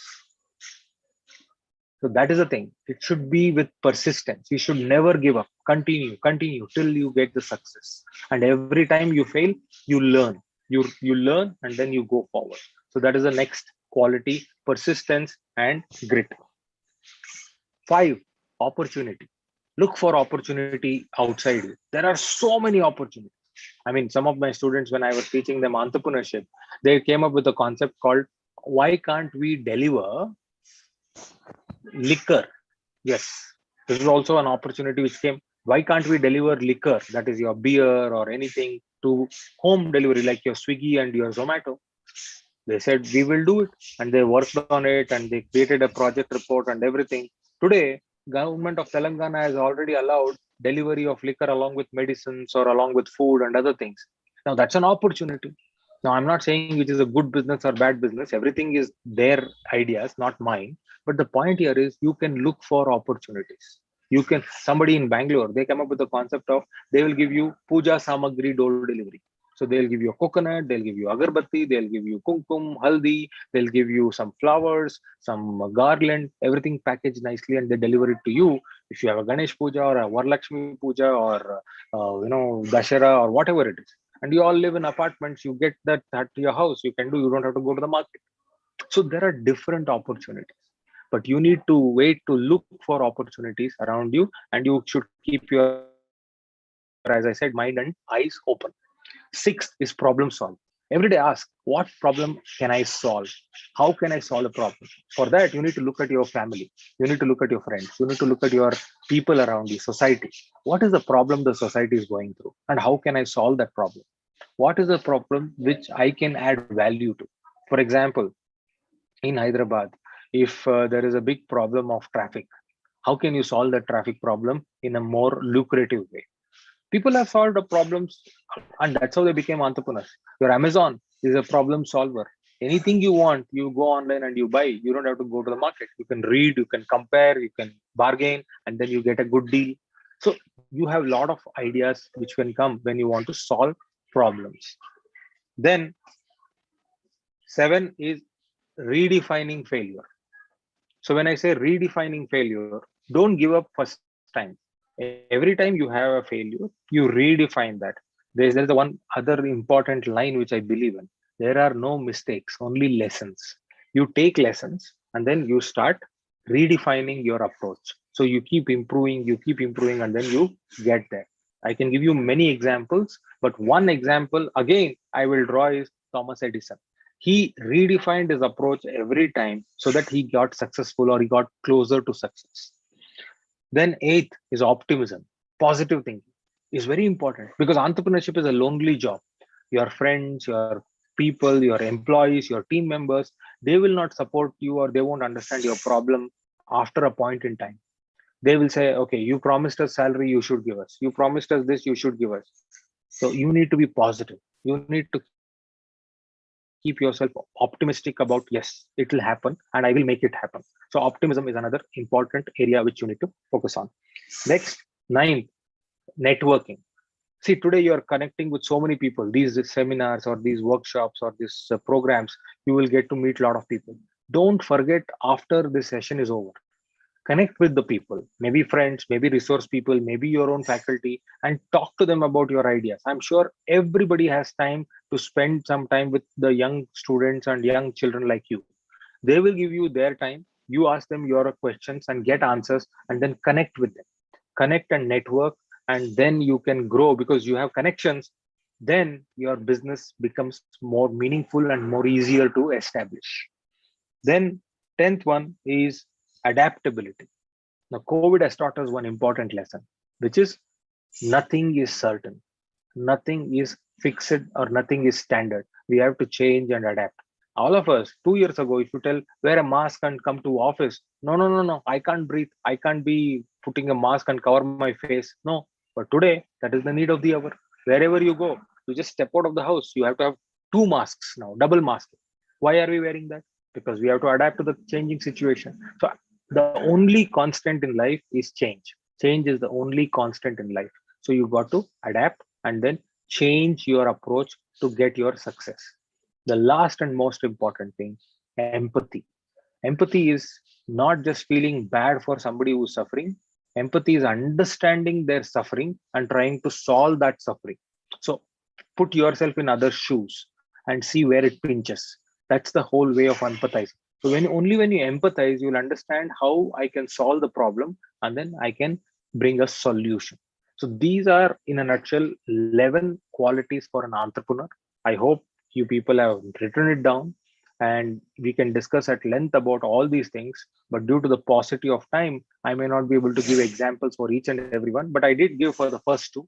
One is for your curiosity, and the second is for growth mindset. With this, I want to say that all of you, once again, can and will become entrepreneurs provided you work on these 11 qualities and go forward in life. I keep doing a lot of these seminars and student related workshops. In fact, the one which I'm doing is how to start a startup in college. So we will give you all those things are available on YouTube. It's all free. You can go and learn from there and then become entrepreneurs in your own right. So you want to ask any questions? Feel free to ask me some questions. I think I have some 5-10 minutes to answer the questions. Thank you very much for giving me this opportunity.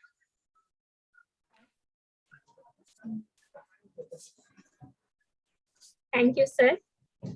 Yes, sir. Now the session is open for discussion. Students, Harish from BA second year.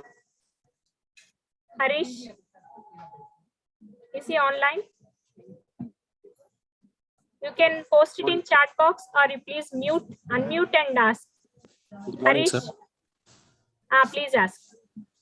Sir, Yes, Harish, good morning. What are the suggestions you will give for students during our graduation period to become an entrepreneur? So first suggestion, as I already said, Harish, you should start focusing on building these active attributes in your life. All these qualities are important to be an entrepreneur. I have already answered 11 points. Start Yes. working on that. Second most important thing which I want to tell you is the next, whatever age you are maybe 20 or 21 or 22, 23, up to 28 or 30, use time to experiment and experience and gather more knowledge and information, because that is the time for you to absorb. Think of you like a sponge. You need to absorb all the knowledge and ideas which are there in the market, and then see how you can spend your rest of your life in that area. So the two suggestions I'll give you is, first, all the 11 attributes, grow them in your life. Two, keep open mind, keep open eye, and look for experiences at least till the age of 27, 28. Okay. Thank you, sir. Sir, Thank again, you. one more doubt I have, sir. Which one is the better one, entrepreneurship or trading? Trading is also part of entrepreneurship only. No? Trading is not different than entrepreneurship. See, the meaning of entrepreneur is not that I'll make a startup, I'll make a brand, and I'll go for a valuation. Even if you're doing simple business, that is also an entrepreneur. What is an entrepreneur?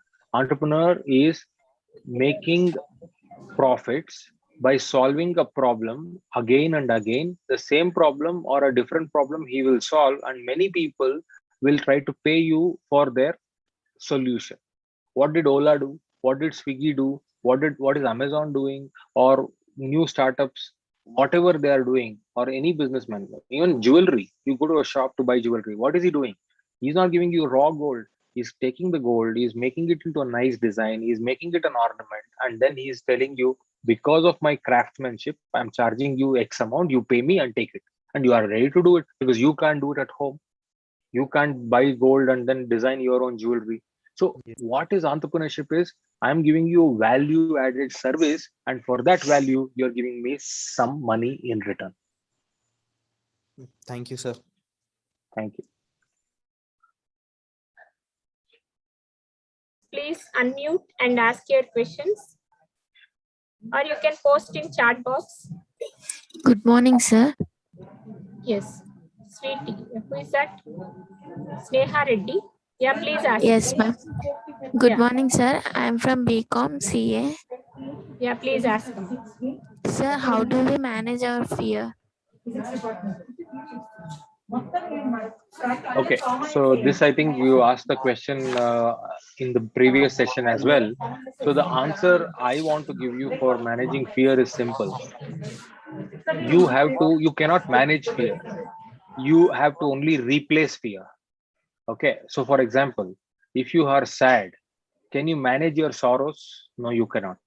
The only way you can handle sadness is by becoming happy. That means you're replacing sad feeling with a happy feeling. And the more happy feeling you keep adding, then the sad feeling will vanish. Let me give you an example. I'll ask you a question, Sneha. So now suppose I have an ink pot. I have an ink pot and the ink pot has blue color ink in it. Now I'm asking you a puzzle. If anybody can answer. How will you remove the ink and put white water, that is transparent water, inside the pot without touching the pot? How will you do it? You can't touch the pot, but you have to replace the ink with water. How will you do it?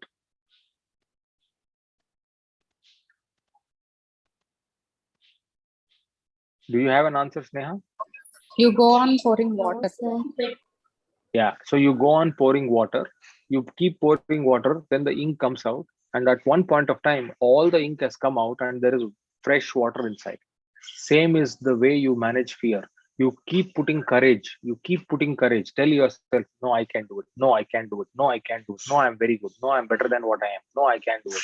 That's when the fear will vanish like the ink, and then you have courage inside. So you cannot manage fear, you can only replace fear. Everybody has fear, even I have fear, but the only way to manage, to get rid of fear is, as I said, get rid of fear. You have to get rid of fear by replacing it with courage. Okay? Okay, sir. Thank you, sir. Okay, other participants, please post in the chat box or you can unmute and ask.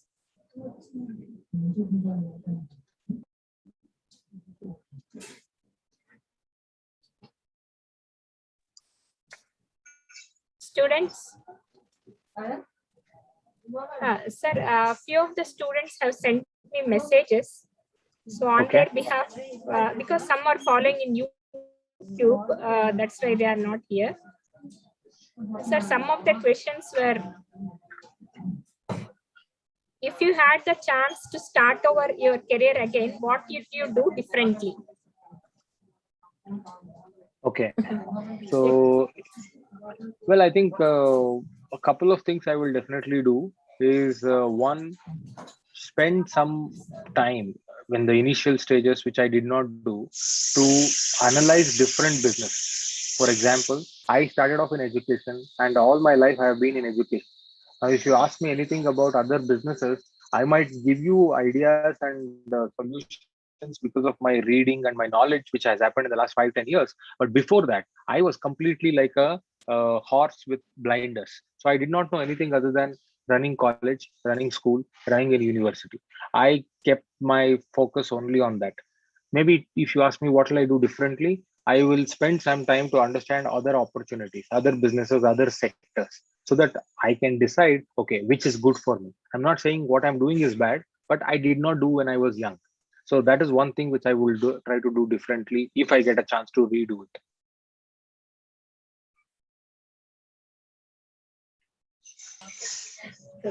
Thank you, sir. Another question is, what are the key activities would you recommend entrepreneurs to invest their time in? What are the key activities would you recommend the entrepreneurs to invest their time in? So for the budding entrepreneurs. Very, very good question. I think there are only 3 things which you should do. One, read a lot. Okay, read anything, read everything. It doesn't matter whether they are biopics or biographies or they are business books or self-help books or fiction, non-fiction. Keep reading because you get ideas, you get your curiosity going, and you get a lot of knowledge, and you know how things work and how things don't work. So first is reading. Second thing is meet people, different people, wherever you can interact with them, understand what they're doing, how are they trying to solve their problems, and how difficult it is in their life or how easy it is in there. Because when you meet, you'll get a lot of free information which you can't get even when you want to buy a book and read. Certain times people will tell you so those secrets which they won't write it in a book or they won't tell it in public. So meeting people definitely will help and understand. Second is that. And third, most important is meditate. Meditate. Why I'm saying meditation is, please remember, especially the youth, the millennials and the generation Z of today, there is no outside world to conquer. The only world to conquer is inside. Okay, I don't want to be spiritual, I don't want to be preaching, but the truth is every top leader, every top politician, sports person, bureaucrat, businessman, they do meditation at least 10 to 15 minutes a day. Why? It answers a lot of your questions. You get answers from inside. You call it intuition, you got it gut feeling. So meditation is important, and if you want to be an entrepreneur, start practicing meditation at least 5 to 10 minutes or 15 minutes a day, and you will get enormous answers and solutions. So reading, meeting people, and meditation. So meeting is talking to outsider, meditation is talking to insider. You will talk to yourself. Yeah, ma'am, I think you are on mute. Yeah, there is another question in the chat box. If I want support in entrepreneurship journey, to whom I approach? Oh, today actually you have a lot of people who can be approached for help. For example, there are a lot of these incubators like T-Hub in Telangana, where they do a lot of these programs for college students, for startup ideas, for business ideas and other things. So you can apply for those programs. It's all available on internet. Go to T-Hub, you will get their programs. And there are other incubators. Just type Google incubators in India, in Telangana, in Hyderabad, you will know, and you can approach all of them. Then there are a lot of these educational, entrepreneurship mentors or coaches. So you can talk to them and help, take their support and take their help. If you want me, if you want that I can help you or I can support you, you can always reach out to me and I can also help you. But I have limited bandwidth. Whatever I can do, I'll definitely do. So these are the 3 places where you can go for help.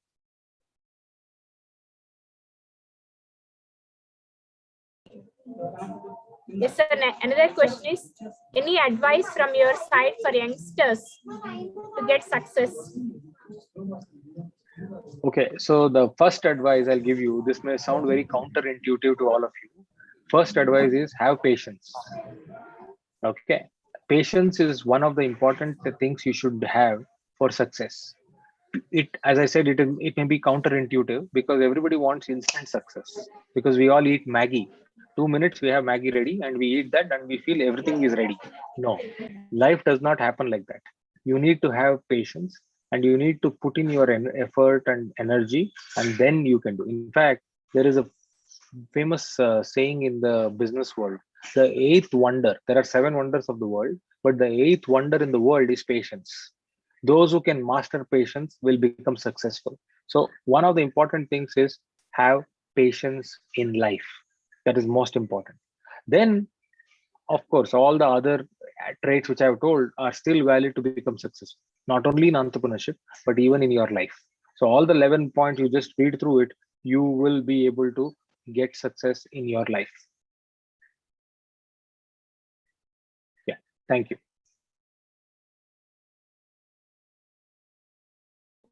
So another question from our student, what skill you have developed since leaving formal education that has been most useful in your career? What is the skill that you have developed since leaving formal, that is after formal education, that has been most useful in your career? Okay, so I think the one skill which definitely has helped me to become whatever I am after formal education is communication skills. Okay, his ability to communicate, his ability to express your thoughts, his ability to connect with people through your words, I think that is a big important skill. And all of you who are watching this today, whether you are on Zoom or whether you are on YouTube, spend time in improving your communication skills.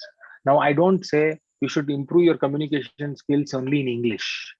English is just a language. You can become better communicator in your local mother tongue or in any other foreign language. Communication has got nothing to do with language. Communication is your confidence. Communication is your approach to express yourself. Communication is your ability to connect with people. That is the most important. I mean, best example is our politicians and our other leaders who can't speak English. They connect with people just because of their mother tongue or their local language, but they're still good at communicating. They're still good at improving the connection between the audience and the speaker. So communication skills are very important.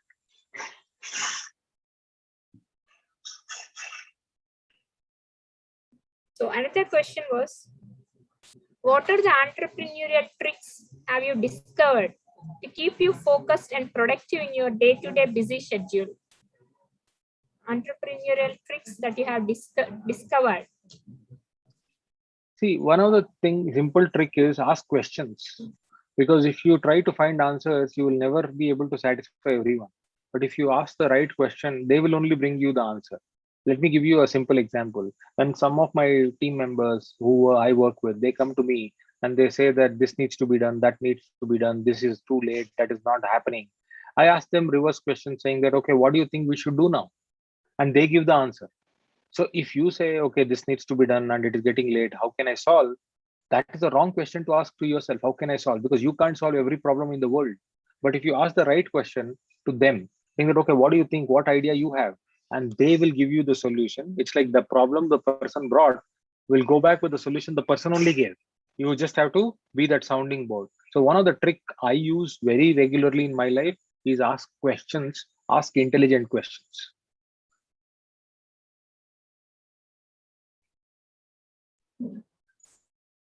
So students, any other questions? Please Hello. unmute and ask. Morning, sir. Yeah, yes, Ashwik Sai. Yes. Morning, sir. I'm Ashwik Sai from BSc final year. So thank you for good having us in this webinar. Grateful to you, sir. Sir, my question is, sir, we can start different types of startups, sir, for a youngster like us. So can you suggest some of the startups by which we can improve our skills, and also it would be helpful for us, sir. Thank you. See, there are many sectors where you can focus on, but currently in India, or looking at where you are coming from in Hyderabad or south of India, there are 2 to 3 sectors which are really very potential and promising. One is anything to do with technology, information technology, because technology is entered every aspect, whether it is finance, whether it is agriculture, whether it is education, whether it is healthcare, it has come. So do anything to do with technology, definitely it will be good. Second is pharmaceuticals, because healthcare has improved a lot, and healthcare is the focus, at least for the next 5 to 10 more years. Healthcare will be the focus. That means there is so much of opportunity. The third area is upskilling. Lot of people, look at India, there is 50% of population who are below the age of 35. That means 130 billion is our population. 60 billion people are under the age of 35, like you and me. Now that means they are all ready to learn and improve their skills, whatever skills. It can be coding skills, it can be communication skills, it can be ability to work in computer related programming, or it can be any skills. Upskilling themselves is another big industry. So if you think you can work in that area, that is also another big opportunity area. So I'll say technology, skill development, healthcare, pharmaceuticals. These are the sectors where you have growth in the next 5-10 years for sure. Thank you, sir. So any more questions from student side? Please let me know.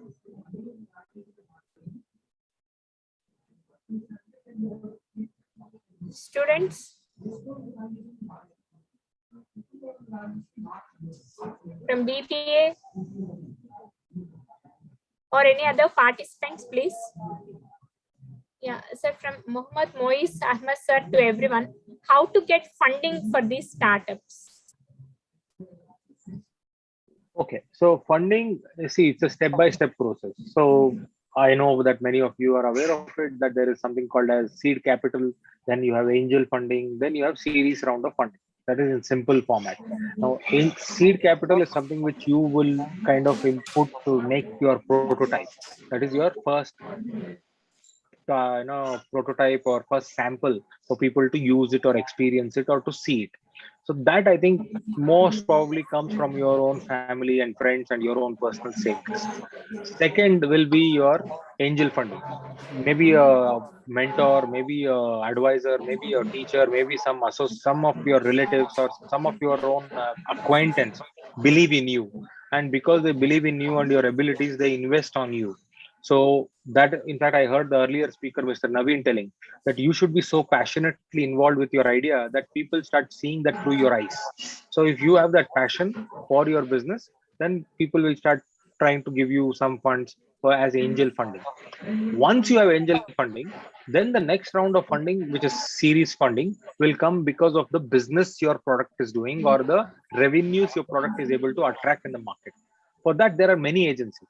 There are venture capitalists. There are funding institutions. Like, for example, there is TIE, the Indus Entrepreneurs. So there are different chapters in the world of TIE, the Indus Entrepreneurs. Even Hyderabad has a chapter. Then there are angel investors, group of people. Then there is something called as syndicates. There are syndicates of people who come together as friends and they invest in ideas. So there are many opportunities. We can talk about all of that, and you can start pitching your ideas, your concept, and people will like it. If they like it, they start putting money on your business.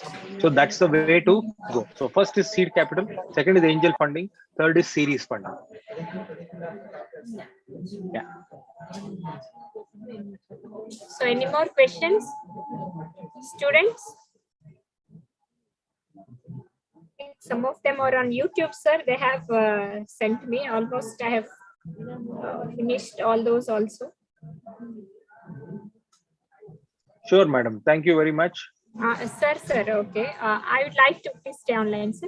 Now I request Dr. K. Surya Narayana, sir, Head Department of Commerce and member of Entrepreneurship Development Cell, to give concluding remarks. Yes, madam. Thank you, madam. Thank you. Thank you.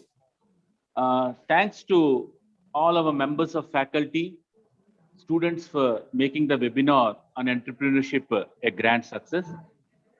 Thanks to our principal madam and vice principal madam. Thanks to Radhika madam for introducing our principal madam to all the participants of the webinar. Thanks to our principal madam for the welcome address. Madam, you have covered all aspects, namely about our college, IQAC, EDP cell, NAC, faculty, students, etc. Thanks to Malika madam for introducing the resource person, Mr. Naveen sir. Naveen sir has focused on entrepreneurship, success factors of entrepreneurship. Sir has focused on startups and challenges as entrepreneurs, what we face, etc. And very patiently, Sir has answered all the questions our participants have asked. Really, I have to express my thanks to our Naveen sir. And next session, we have Chandrasekhar sir with us. I have to thank Neelima madam for introducing our Chandrasekhar sir. Sir, really, you have covered all aspects to become a successful entrepreneur. You have told us about the qualities, the entrepreneurs to become an entrepreneur. Very well, the qualities are very important, sir. All the 11 qualities we have to inculcate within us, not only to become an entrepreneur, they are very much useful to as an individual. Really, the way you have answered the questions very well, sir. And the students also have posed very good questions to you, and you have cleared all their doubts. And your way of presenting is very good, sir. With the live examples, you have covered everything, and you have motivated all of us. Thank you, Chandrasekhar, sir. And I have to express thanks to our Muniswamy, sir. Really is the man behind this entire work. I have to thank Muniswamy, sir, the convener of the EDP cell. I have to thank our member, Neelima Madam, and I have to thank our IQAC coordinator, Malika Madam. She was really, you are coordinating very well, Madam. Really, the resource persons, they have chosen very good resource persons. Really, they are very dynamic and they have motivated all our students. Thanks to each and everyone. Thank you, Malika Madam. Okay, thank you, sir. Thank you very much. We should Malika thank- Madam, thank you Yes, once sir. again for the opportunity. Thank you, sir. Thank you. On September 26th, there is one free webinar for people who want to understand how to start a startup in college. So Okay, I will send you the details. You can share it with please. all the children. It's a Please. free webinar. All of you can join. Thank you, and we are looking forward for further collaborations with our college, sir. After this pandemic is over, we will invite you to our college for the physical interaction with the students and helping them in starting the startups and all, sir. Definitely, I will Sure, share madam. that link also, sir. I thank Thank you. Dr. Naveen, sir, Dr. Chandrasekhar, sir, for enlightening us excellently on different aspects and topics. I thank each and everyone for making this webinar a grand success. Thank you, one and all. Namaste. Thank you, sir. Muniswamy, sir. Okay, for the participants, feedback link is there. Please see the feedback link in the chat box.